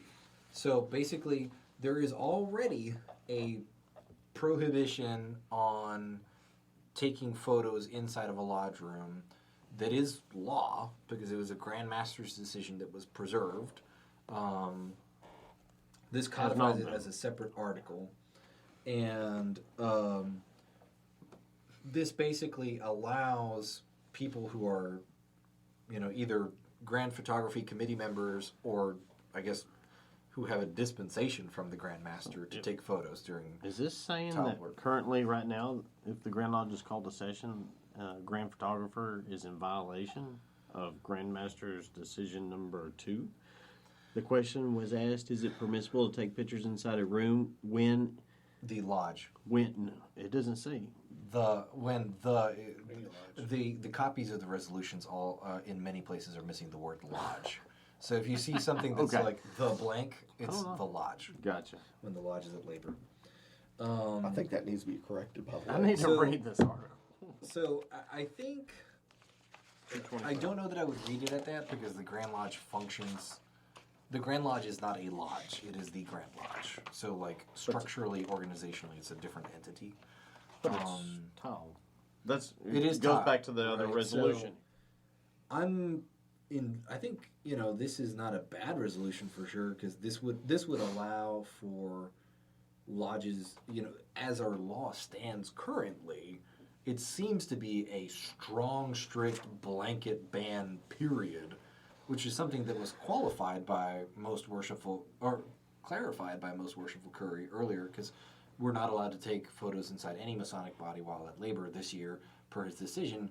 But it seems like there's already a decision on the books, which is therefore codified law, that there seems to be a blanket ban. But a Grand Master's decision can be overturned by another Grand Master. This is making it a law. Yes. That's the bigger difference. But it specifies at labor, right? When it specifies at labor, yeah. So you could call to refreshment and do, say a 50-year presentation, and then present, take photos of the 50-year presentation. Yeah, I was thinking of that, and I was thinking of installation. But not any EAs or fellow crafts. If that passes, yeah. The You moment can't publish it. You can take the photos. Just You take it. we can't send it to anybody. Yeah. I'm still Can't even bitter. show it to somebody. You can tell I'm still bitter about that one. Yeah, no, that's completely reasonable, I think. I don't know. Let them debate it and let's vote there. Yeah, exactly, This yeah. one's too much to kind of go over on the podcast, I think. Yeah. Honestly, I just think it's minutia. It's Yeah. one of those Yeah. things that I'm. I think at face, I think we all know we're not supposed to take pictures of the degrees. Yeah. I think we all kind of know that. one would hope. Okay. Yeah, let's move on to the next one. Yeah. Next one's going to be simple. Yeah, so resolution number 12 makes it so that service awards and service award notices no longer have to be requested by the lodge secretary, but instead are sent by the Grand Secretary's office without needing the request from the lodge secretary. Personally, I kind of love this. I'm sure Brandy loves this. This makes life a lot easier Should have for been done lodge a long time secretaries. ago. Yeah. And this is how Grand Chapter and Grand Council do it. If you are a secretary of the chapter and council, your 50-year guy notices gets sent to you. You don't have to request it. It's just sent to you, period. And your DDGM gets a copy of it as well. Put them in the mail and let's go. Yep. So let's go, full steam. Let's talk about resolution number 13 here. This resolution makes it so that allegations of Masonic offenses are sent to the Grand Secretary instead of the Grand Master, how it is currently, requiring the Grand Secretary to then forward it to the Grand Master with the reason that this streamlines record-keeping efforts and contributes to a more steady year-to-year transition between Grand Masters. Because if a Grand Master, like right now, or 10 years ago, 5 years ago, 3 years ago, charges are filed, he has the charges, not the Grand Secretary. Yeah. So if the Grand Master passes away, goes out of office, we got to get the files from him. Yeah. What if he doesn't have them? He forgot where they're at, or blah blah blah. Yeah. Or they were destroyed or Right. something, This is- you know. So basically, so it goes to the office of the Grand Master instead of the Grand Master himself. Office of the Grand Secretary. Well, right. Yeah. But it goes to the Grand Lodge, I guess. Yeah, That's it what goes I'm to trying the to Grand say. Lodge. It goes to the office of the 100% Grand Lodge in instead of favor. just this Yep. one guy. That way, somebody knows what's going on. Yep. At Yeah. all. I think this is a good one for Continuity. sure. So, you know, and I love me some easy resolutions. Okay, so here we go. Resolution number 15 adds the clause, quote, for the purpose of advancing education through the provision of scholarships, end quote, to the list of reasons a lodge may authorize the formation of a nonprofit corporation in Article 339A. 339A has a long list of reasons why a lodge may authorize a nonprofit corporation.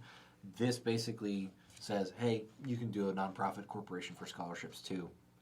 Honestly, I'm pretty sure there's lodges out there that already have nonprofits for scholarship purposes. I'm just glad that this adds that as an availability. I don't know that there's any discussion to be had on this one. Approve. Yeah. Okay, so maybe there's a little bit of discussion here. I don't know.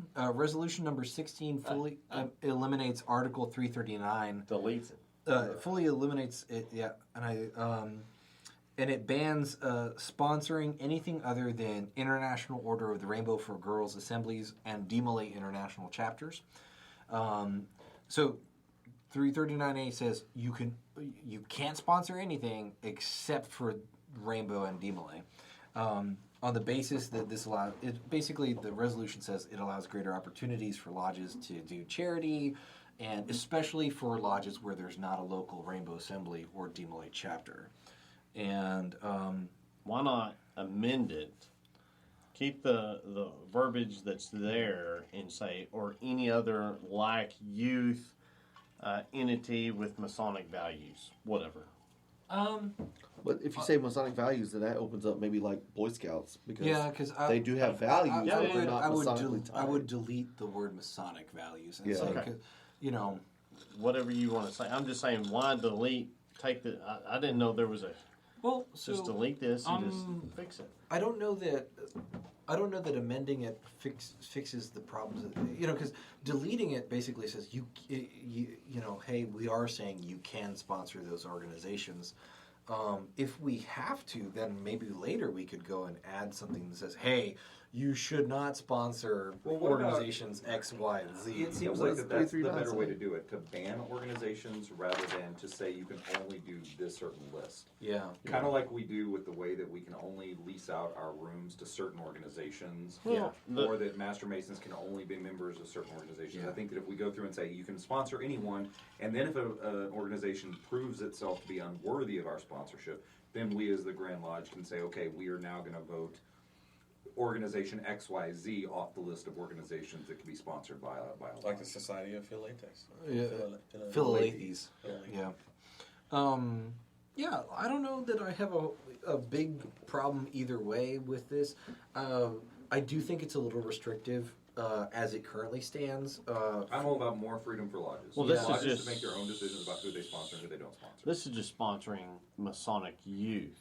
Yeah. So you know, so this is where So- we concentrate sponsoring our Masonic youth, and Yeah. then you do away with it, and it's like, well, but this is you can't sponsor anything except Masonic youth. that's correct. And so I think if we wholesale deleted this, like the resolution proposes, I think that'd be fine because, lodge sponsors its local youth group.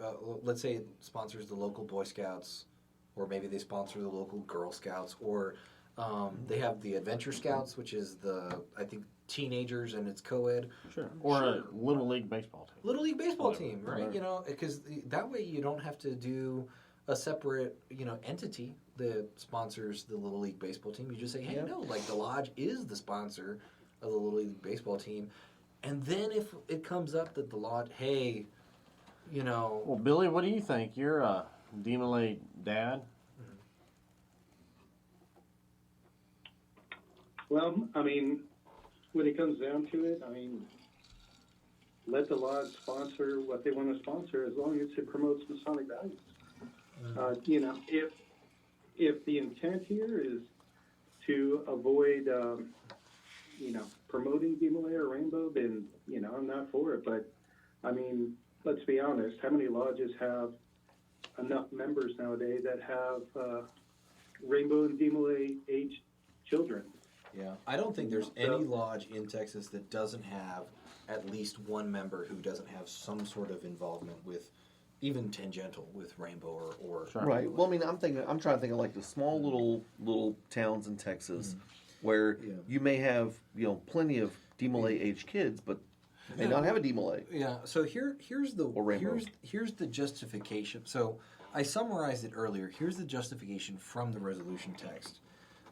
Whereas the charitable activity of Masonic lodges in their respective communities has and continues to allow greater opportunities for exposure, friendship, and member involvement of each lodge, and whereas not every lodge has a local chapter of the Order of DMLA for boys or assembly of the Order of Rainbow for girls, and whereas the current wording of Article 339 prohibits sponsorship of any other organizations with the exception of the Order of DMLA for boys or assembly of the Order of Rainbow for girls, therefore be it resolved that Article 339 be deleted in its entirety. It'll be highly debated.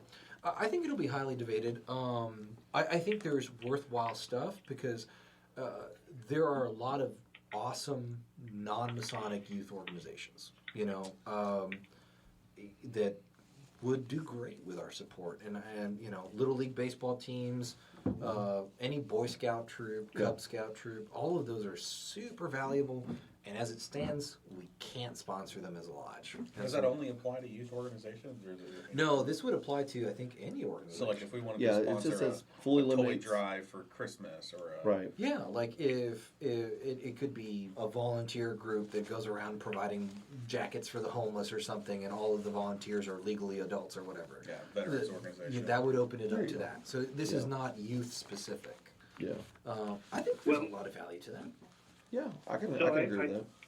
I do have a comment on that, though. If lodges feel that, not having a Rainbow or DMLA chapter, is preventing them from sponsoring people, and if that's what they want to do, if they want to sponsor a Rainbow or DMLA, that could easily be set up. Yeah. Again, I think it's one of those things that a lot of Masons seem to be waiting for permission to do something, and it's like, if it's not already there, then they feel like they can't do it. I mean, things like that could be easily overcome, but at the same time, I don't think lodges should be limited to, only being able to sponsor those two organizations, because there are some lodges where it just may not fit into their culture. For one reason or another, either due to age or due to geography or what have you. This also works for lodges that maybe, maybe there's not a Rainbow chapter or a DMLA chapter there, but maybe they don't have the resources to get it started with, in terms of time or commitment. But, they might have an existing organization, like an existing Boy Scout troop or an existing Girl Scout troop or whatever, that already has an infrastructure but might need financial assistance. That being said, if there is a DMLA chapter or a Rainbow assembly in your town, definitely do be looking as those as priority number one. But I would not be opposed to an amendment to this which privileges DMLA and Rainbow but opens it up to other organizations, because I think that the big principal argument is going to be that by opening it up to everybody, then the Rainbow and the DMLA is missing out. Yeah. But if there were some way, and I'm not sure that I know what the answer is, but if there were some way to privilege those two organizations in this by saying, you can, how you sponsor or how the sponsorship is set up, that privileges those two organizations, but still allows for other unprivileged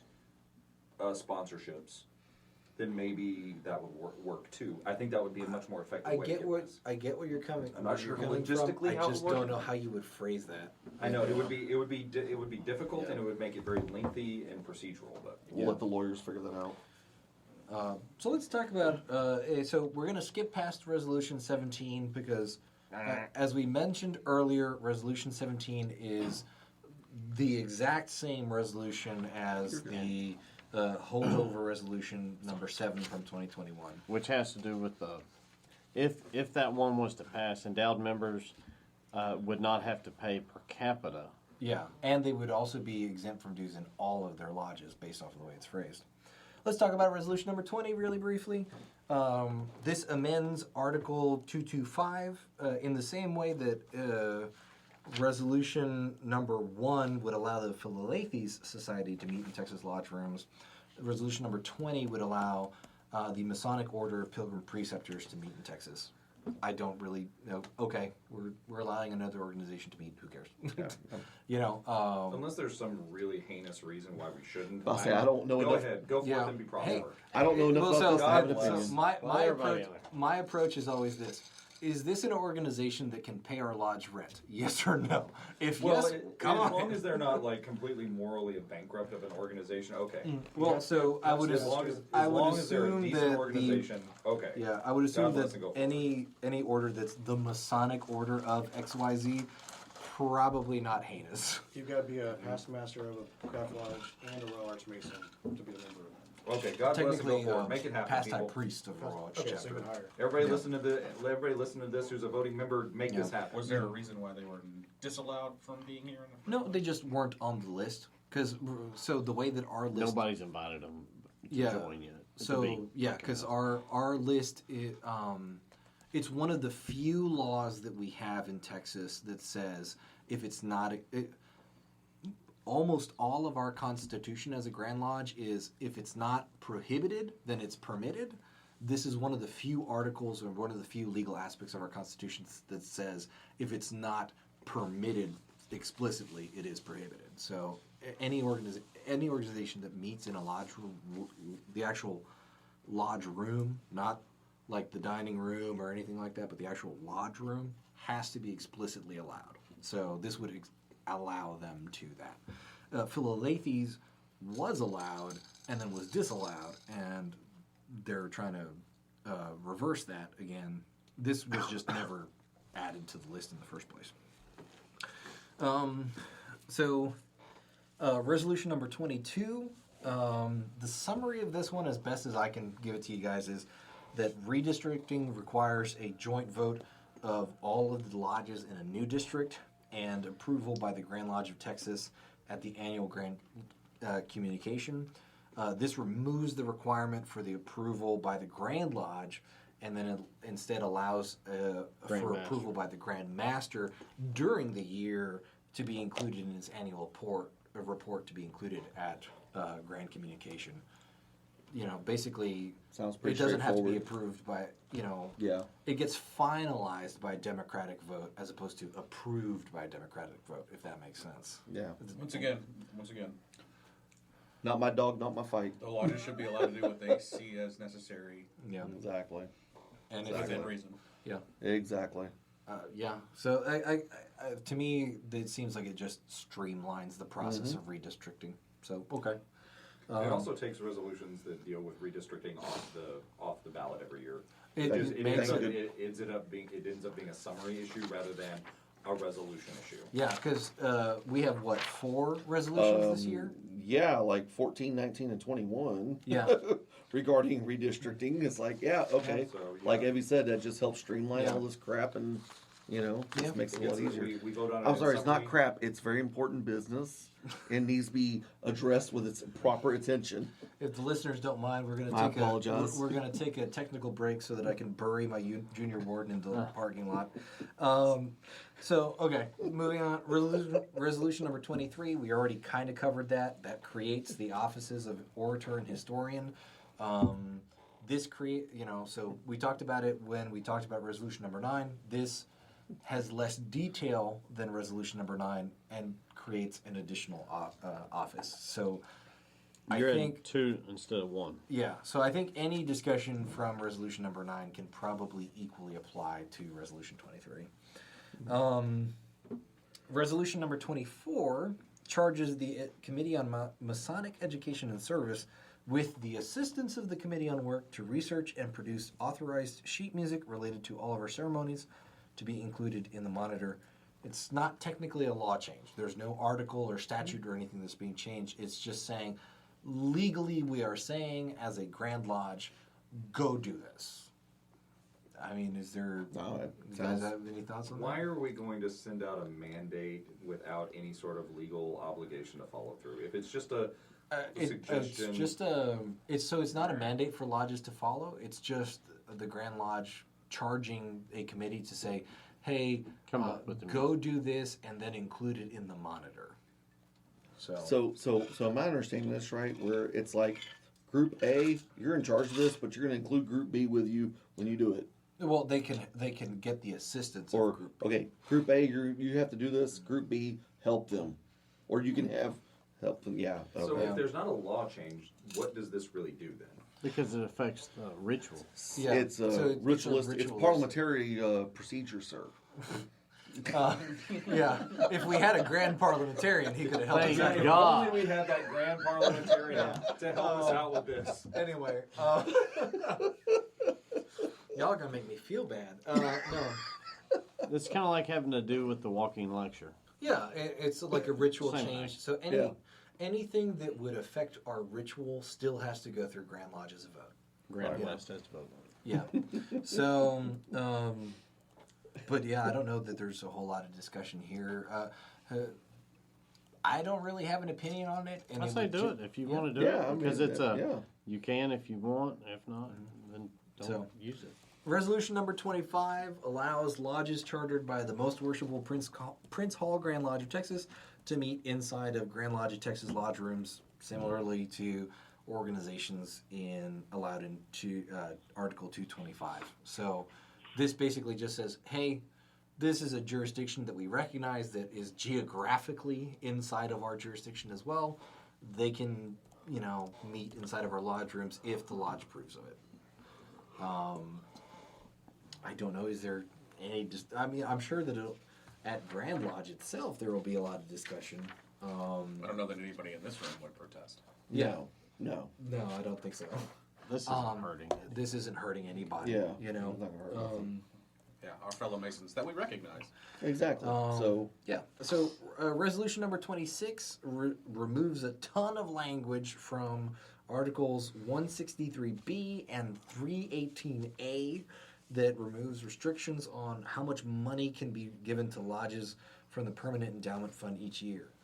This is a decision that the Grand Lodge, as an organization, gets net negative results from because they don't reap as much money. However, it is written by the Grand Treasurer and the Grand Secretary. So, to me, this speaks in terms of I like it. this is in the interest of the lodges very much. So, and then we'll kind of hit here we'll move on to the Grand Master's recommendations. We're in the home stretch here. Grand Master's recommendation number 1, it restricts entered apprentices and fellow crafts from serving as pro tem treasurer or secretary unless it's just the ritualistic degree part. So for you Masons out there, every degree has a part where the secretary speaks. The entered apprentice has a couple more parts where the secretary speaks, and that's the ritualistic degree part. This allows entered apprentices and fellow crafts to pro tem that part specifically. It, however, does specifically ban them from serving as pro tem treasurer or secretary in all other contexts. So in other words, they can't sit for opening and closing, but they can just serve as during the degree. ritualistic. And they All also right, can't makes sit and sense. take minutes. Makes sense. So they can't be the secretary as an EA or fellow craft. Yeah, you cannot pro tem the actual function of the secretary. You know, so That's interesting. All right. So interesting. I think it's pretty reasonable. I don't think we It should ain't be hurting anything. Yeah. Come on.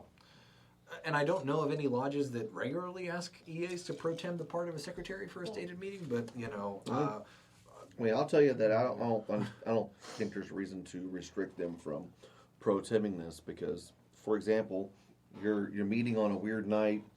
You know, you're trying to do a thing, and it's like, come on, why can't we have them just do a thing? And I don't know. Well, I think the concern this would bar them from participating in opening and closing, but I think the bigger concern here is having them actually pro tem as the function of that. Like, I think Well, there is an officer position available for pro tem secretary and pro tem treasurer.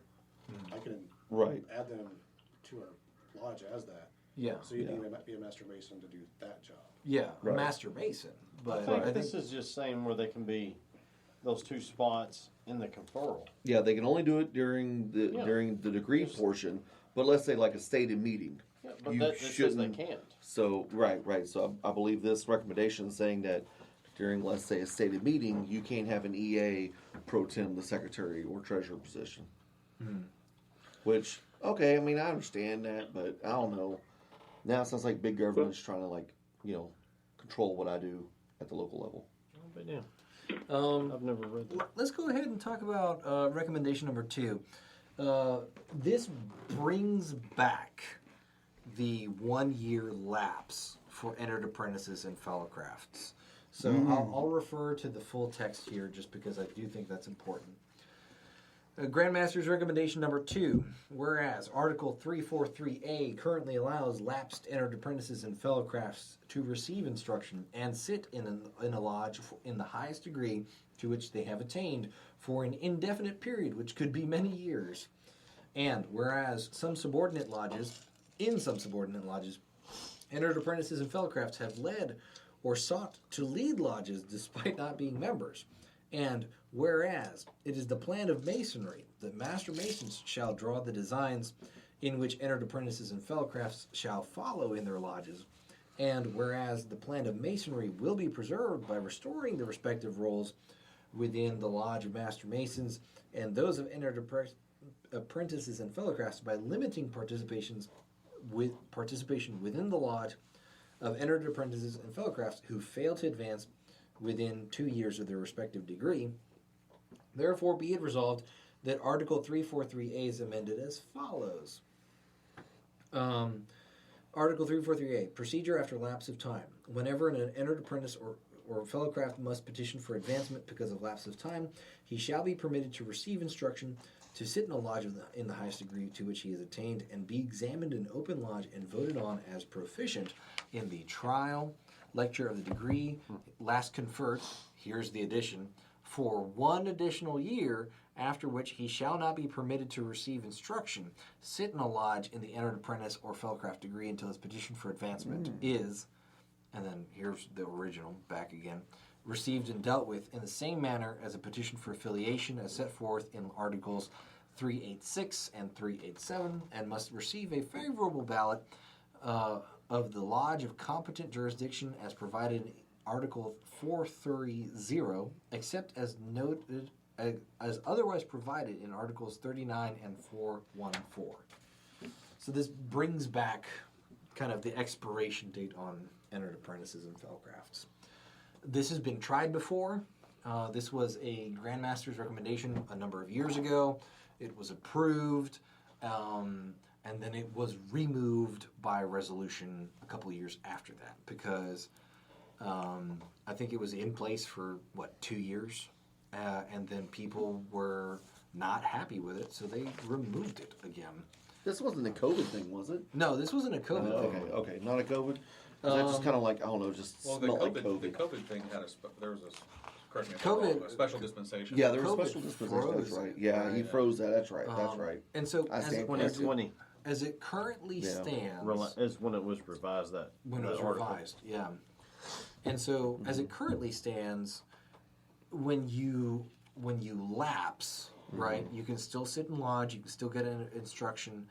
In order to get your next degree, you have to file a petition for advancement if you lapse. If Paperwork. you don't lapse, you don't have to file a petition for advancement, but you can still have all the same rights and privileges. Correct. It's basically less paperwork. So let's talk about Grandmaster's recommendation number 3. Recommendation number 3 is, and DP, can you pull up Article 2676A, just for our reference here?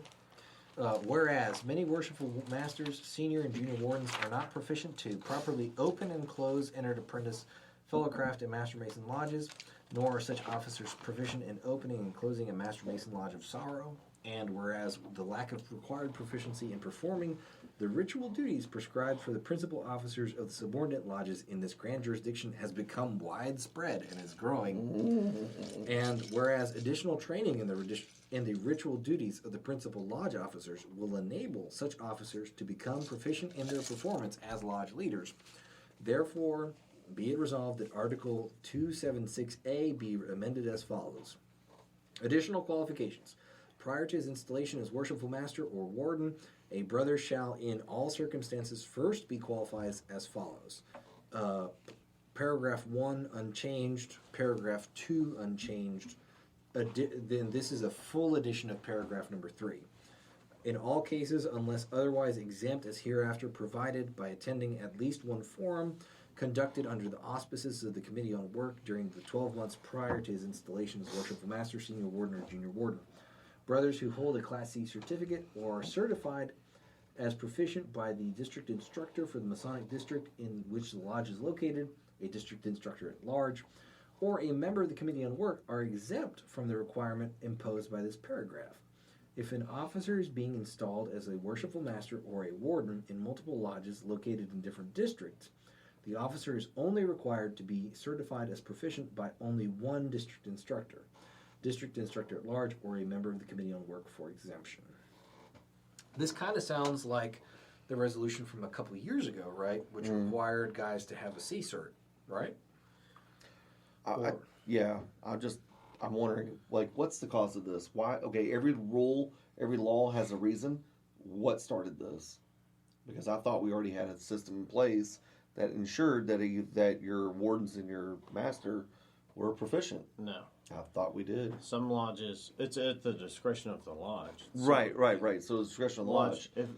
Maybe you're right. Maybe that's my fallacy here. Is I thought that in the debate, I thought the law would hold the lodge would hold. Oh, you're going to be junior warden. Oh yeah, here. Yeah, you're good enough. You know. Yeah. And it used to be that the district instructor had to certify them that they could open and close, and then it changed. And I remember the big debate at Grand Lodge was the guy says, well, if we can vote them into our lodge, why can't we vote them to be an officer? Yeah. And so, because this is basically very similar to what happened a couple of years ago, Just right? saying, basically, like at Phoenix, if you're senior warden, not necessarily you're going to the south, or several lodges do that. If a guy... But typically, the guy, senior warden, senior deacon, would have to attend a forum within 12 months of being installed junior warden or senior warden of his lodge.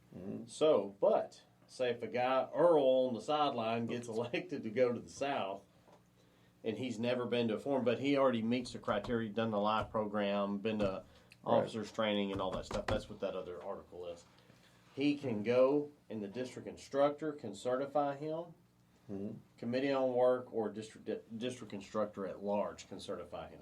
That's instead of saying, "Hey, you have to have a C certificate to serve." So this basically offers more flexibility than the resolution that was offered a couple years ago. Right. Well, so our DDGM this year very much held us to task as his job, details, right? And he made sure, by golly, that our worshipful master, our senior warden, junior warden, had either successfully completed the life program or the Committee on Work programs, the 201, 202. And he wanted to see all the paperwork lined up before, and of course we were able to submit it because we have our ducks in a row. We at 148 we like to have our ducks in a row anyway. But no, we did. We had everything. Secretary submits the forms for your deputy, your wardens, and your master. You have to put with the documentation. This is where they went to the. Yeah, that's absolutely, and we did. We honestly did, and our DDGM was very diligent about it, and he was on us. He was on us a lot. Like, hey, I need to see this, and rightfully so. And to be fair, we did. Just to clarify for our listeners, we were not because I want to absolve us a little bit here.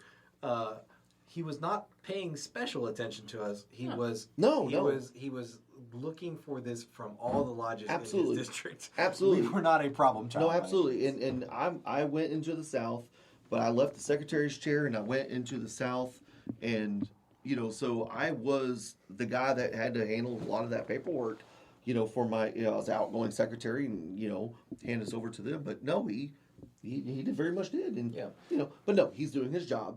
He's like, hey, I need to see this paperwork. I'm like, okay, cool. Yeah, here it is. Da, da, da, da. We had a copy of our minute book, had a copy for him. So, Well, so what I hear is, though, is the concern or the reason would be more ritualistic in nature than What he's saying here is that there's too many lodges where guys can't even open and close. right. right. So this gives a process and a sign off of a Grand Lodge person to say that yes, you know, you're sitting in the west and the south, you can open and close the lodge correctly and efficiently. Or at the And, very least, you showed up to a forum which teaches you how to do that. Right. You know, I think when you and I talked to DP, when you and I talked about it a couple of years ago, we had a grand old discussion of sorts about it. I can't remember. You and I argued. Okay, so you and I argued about it over the course of like. You and I Yeah. argue. Yeah.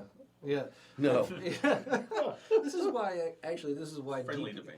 this is why DP and I get along so well. We both love to I argue. think we've agreed on two things, maybe. Yeah, we rarely agree, but that's part of the fun. Yeah. But you and I argued about this thing because I was at the time I was very much in favor of everybody should have a C cert before being a warden. You know, whatever. Now I've kind of softened on that, but I think this is a good compromise because it's like, hey, you at least went to a forum. You know. But if you can't go to a forum, the district instructor, committee on work, or a district instructor at large can certify you.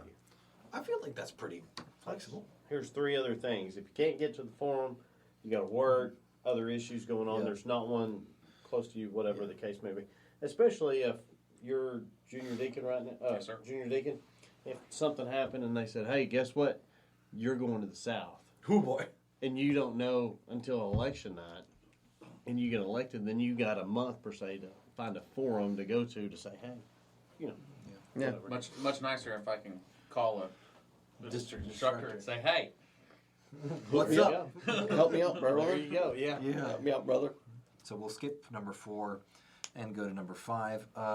Grandmaster's recommendation number 5 streamlines and redefines the duties of the Masonic Widows and Orphans Committee to more accurately represent present-day conditions. So basically the idea here is that Article 118 says that the Widows and Orphans Committee is supposed to help the graduates of the home and school in getting employment and getting established in business and all these other things. Grandmaster's recommendation number 6 creates the Lodge Building Improvement Grant Fund. And so it's a longer recommendation. Basically, this says, hey, there's a lot of lodges that are physically in disrepair. What do we do about it?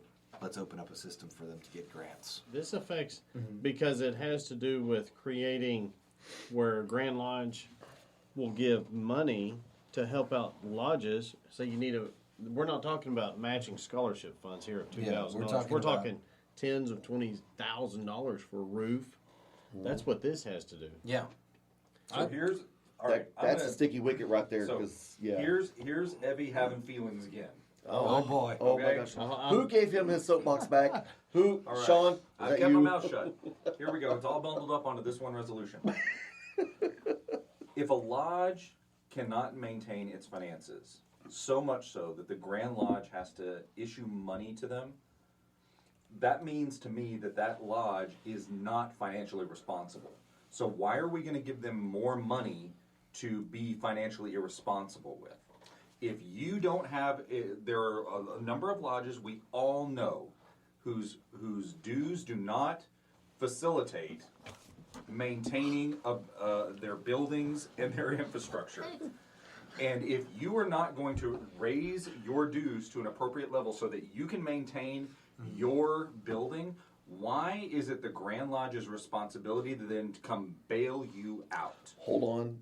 I want to challenge you with a question. Okay, Or challenge away. no, not challenge you with a question, but I want to challenge you with a change of verbiage. You say a lodge is being irresponsible, but what if a lodge is just incapable of being solvent? What if it's a small, tiny lodge? Okay, then you need to find lodges to consolidate to. Okay, or and you that's need fine, to and I will reduce- accept that. Or you need to reduce the size of your Masonic footprint I- by getting a smaller lodge, Right, or going and right. renting a space that's more affordable. What I'm thinking of is Podunk, Texas, tiny little lodge. You've got like freaking 10 active members in a town of like 500 people.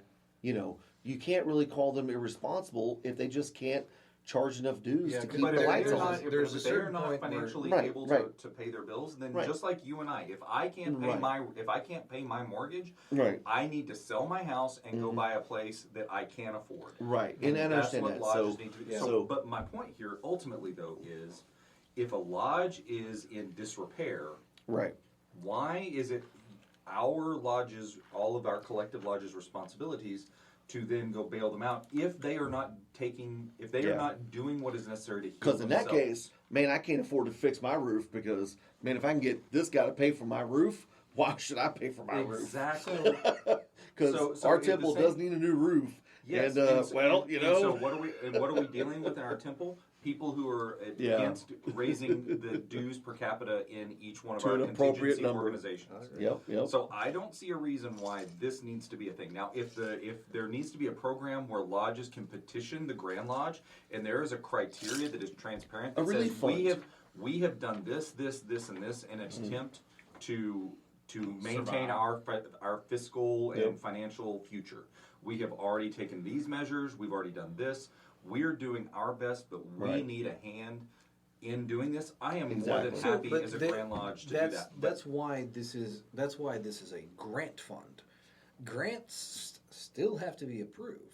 Applied for and approved. Yeah. But Yeah, does that? But I does, can read the But does text, the the full text of it. criteria, does it maintain the fact that we need to make sure that these lodges are not just in disrepair, They don't but have they have $40 dues. so they are not Yeah. $25 dues or Well, $50 I think dues. if I charge my guys more than $10 a month or $10 a year, they might leave me. Going back on Gabe, the last item G on here, the trustees may establish an informal board consisting of one or more members of this grant lodge to assist them in evaluating the request for the grant. assist. So here's my big question here.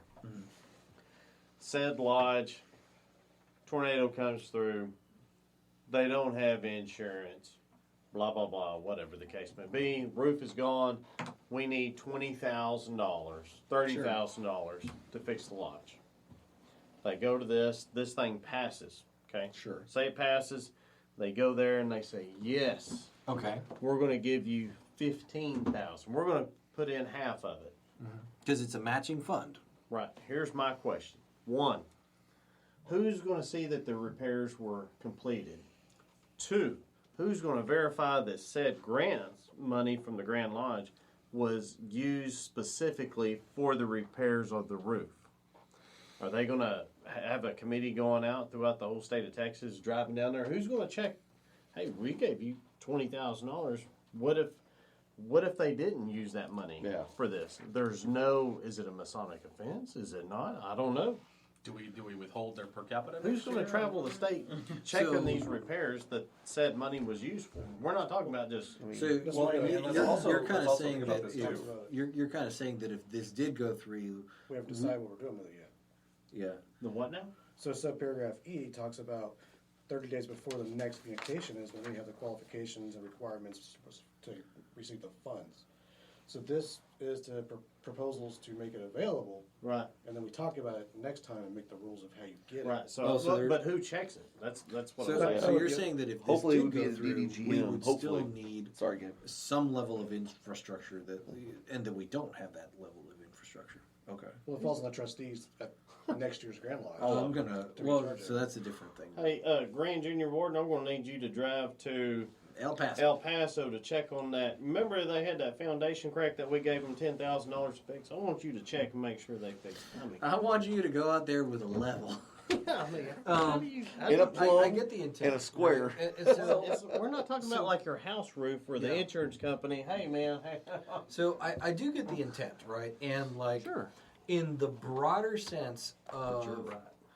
in the broader sense that, kind of using the branch office analogy, right? Like the Grand Lodge as a corporation has a vested interest in supporting its branch offices, i.e. the lodges, in terms of Masonry, and again, this is not my favorite way to think of it, but in many senses, Masonry is analogous to a product sold by a business in which Masonry is the product and Masons are its customers, right? And candidates are the inflow. It's in the interest of the larger, quote, corporation to help the branch offices out during times of need. But I'm with you guys in the sense that there's a lot of way open stuff in here that is left far to interpretation, especially if we're talking about stuff like, hey, we're going to figure out the criteria at the next grand communication. That's very broad. I think the criteria needs to come first. We need to see the criteria that we're voting, because if we put this out there and we say, yes, we're going to do this, and the criteria is basically a blank check for next year, I am not okay with that. I am not okay with giving Grand Lodge, even though I trust Masons implicitly, I know that there's just too many ways in which transparency can be made opaque. Yeah. And the transparency needs to come first. We need to know what kind of grant program are we signing on to? There's a lot of money involved. Can't you sign up to be a speaker at the thing and I've got questions. Yeah, that's the last thing you want from me. Grand communication's already a long enough ceremony. We don't need Evve up there to get up there. Y'all are already All right, telling me to shut sorry up guys, I brought my box. I'm going to stand on it and we're going to talk. I just have so many, because a lot of the needs that I see going on right now in Freemasonry, especially as it relates to Masonic buildings, are self-inflicted wounds. Yeah. That they are lodges who are shooting themselves in the foot by being... They're trying to be too nice, I think, to each other and themselves. Well, I'm not even sure it's nice. They're just being financially irresponsible with how they are structuring their bills the caveat and there is their that dues.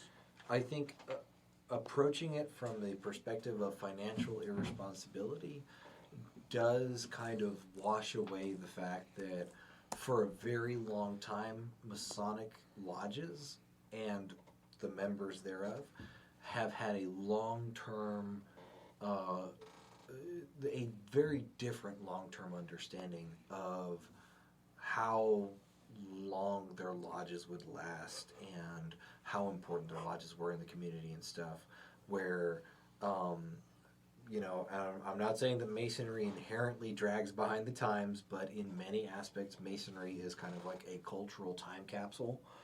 And a lot of that involves, assistance from the community and levels of community involvement. You gotta have community. Where I think guys maybe had more, culturally lodges had more of an expectation that when things went wrong, they as part of a community would be part of it, such that community members, which were also members of the lodge, would help and step up.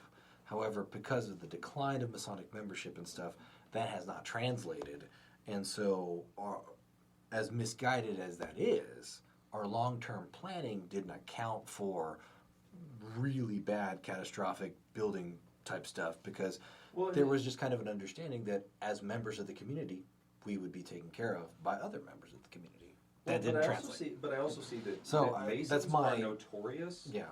for doing stuff on the cheap when it comes to trying to get building repairs. Yeah, brother, hey, I know a guy that's a roofer. I know a guy who's a roofer, and it turns out that he might be great at residential roofing, but when it comes to roofing a commercial building like a Masonic lodge, suddenly he causes more problems than he solves. Sure. And there's always these things that keep coming up in Masonic lodges, and I just don't like the idea of this blank check. Yep. I really think that we need more details. And kind of our last item here, let's talk about recommendation number 7. It basically creates a special committee using members of the Committee on Work and the Committee on Masonic Education and Service to create a 2024 revision to the monitor of the lodge. I don't know that there's any discussion to have on that. Wait, what? They want to update the monitor? How dare they?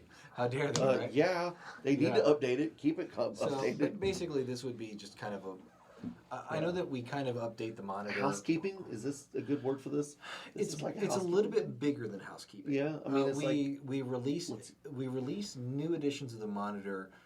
Like, let's say we vote on something that, hey, we're changing the phrasing on this, or we're making the apron presentation officially part of the master's degree, things like that. That'll go into like kind of an annual edition of the monitor. Yeah. What they're going for here is maybe more of a broader, more involved revision, but that's why it's like, hey, we're setting the due date out in 2024. Man, I wish they would go back to the little bound little books they used to have. Gosh, golly, I love those things. The tiny ones, yeah. Yeah. Pocket. Yeah. The No, monitor. it wasn't quite pocket size. I don't know. I think it was like 7 by 5 inches or 7 by 6 inches, but it was bound. It wasn't like the 3-ring hole punch. It was bound copy. I have like one of the- those. Oh, the the bound I'm, ones. I'm old enough to have one. I'll bring it by. I'll show it to you one of these days. He's got It's an 5 of them. antique I guarantee. version. Yeah, I've seen. Yeah, you've seen those little bit. I guarantee Love you those, that so if cute. you, He's got Sam Houston's. I'm gonna say Yeah. if you It's the own one a, Moses brought down from if the you mountain. if you go and hand it to Sam Houston, Yes. Go and- forth, my son. Go forth, my son. Yeah, I guarantee you, if you have an item of Texas Masonic literature, DP's already got 3 copies. Excellent. Excellent. So yeah, I'm just gonna say who's available for different positions. I don't I think think these are all excellent. I don't candidates, think by it's the our way. place to discuss. It's not All within. excellent. It's not in the They're all propriety of the excellent. podcast to discuss any of their qualifications. If you want to see their qualifications, it's in the Book of Resolutions and Statements of Availability. If you want to know more about them, go ahead and talk to them. They're both on Facebook and they both have email. So for Grand Junior Warden, we have George Moxley and Rayburn Reeder. For the Committee on Work, we have Steve Pepper and Timothy Wayne Smith. And for the Library and Museum Board, we have Russell Brown. So these are all the guys that are making themselves available for those positions. But yeah, it's been a long episode. I hope you guys, I hope the listeners enjoyed it. Many thanks to the hosts of the podcast and to our special guest, Don Paul. Thank you. And Thank you for having me back. Yeah, it's always a pleasure. And thank you to Billy for calling in. And I'd like to close this out with a quote of the week. And that is, you can't get very far until you start doing something for somebody else. And that is by Brother Melvin Jones, who was the founder of the Lions Club. So, if you'd like to learn more about our lodge or the podcast, you can reach us at fortworth148.org or at fortworthlodge.com. We are at Fort Worth Lodge 148 on Facebook. Our email is info148@fortworth148.org. And you can learn more about Texas Masonicon at texasmasonicon.com. That's texasmasonicon.com. I'd like to make a special announcement as well. Tickets for Texas Masonicon 2022 are going to go on sale at Grand Lodge Communications. So once the session starts, it'll usually be that Friday. Tickets will go on sale for summer of 2022 for Texas Masonicon. And of course, like in years past, we will offer a discount during the period of time in which Grand Lodge Communications is being held. And of course, as we get closer to the date, that discount will be rolled away. But, first come, first served, early bird specials at Grand Lodge. So, all right, listeners, thank you very much for tuning in. This is Gabe Jagush signing off. Jeremy Gwin signing off. Brandy Patton signing off. Evve Kuykendall signing off. Sean DeBond signing off. Billy Hamilton signing off. Don Paul Payton signing off.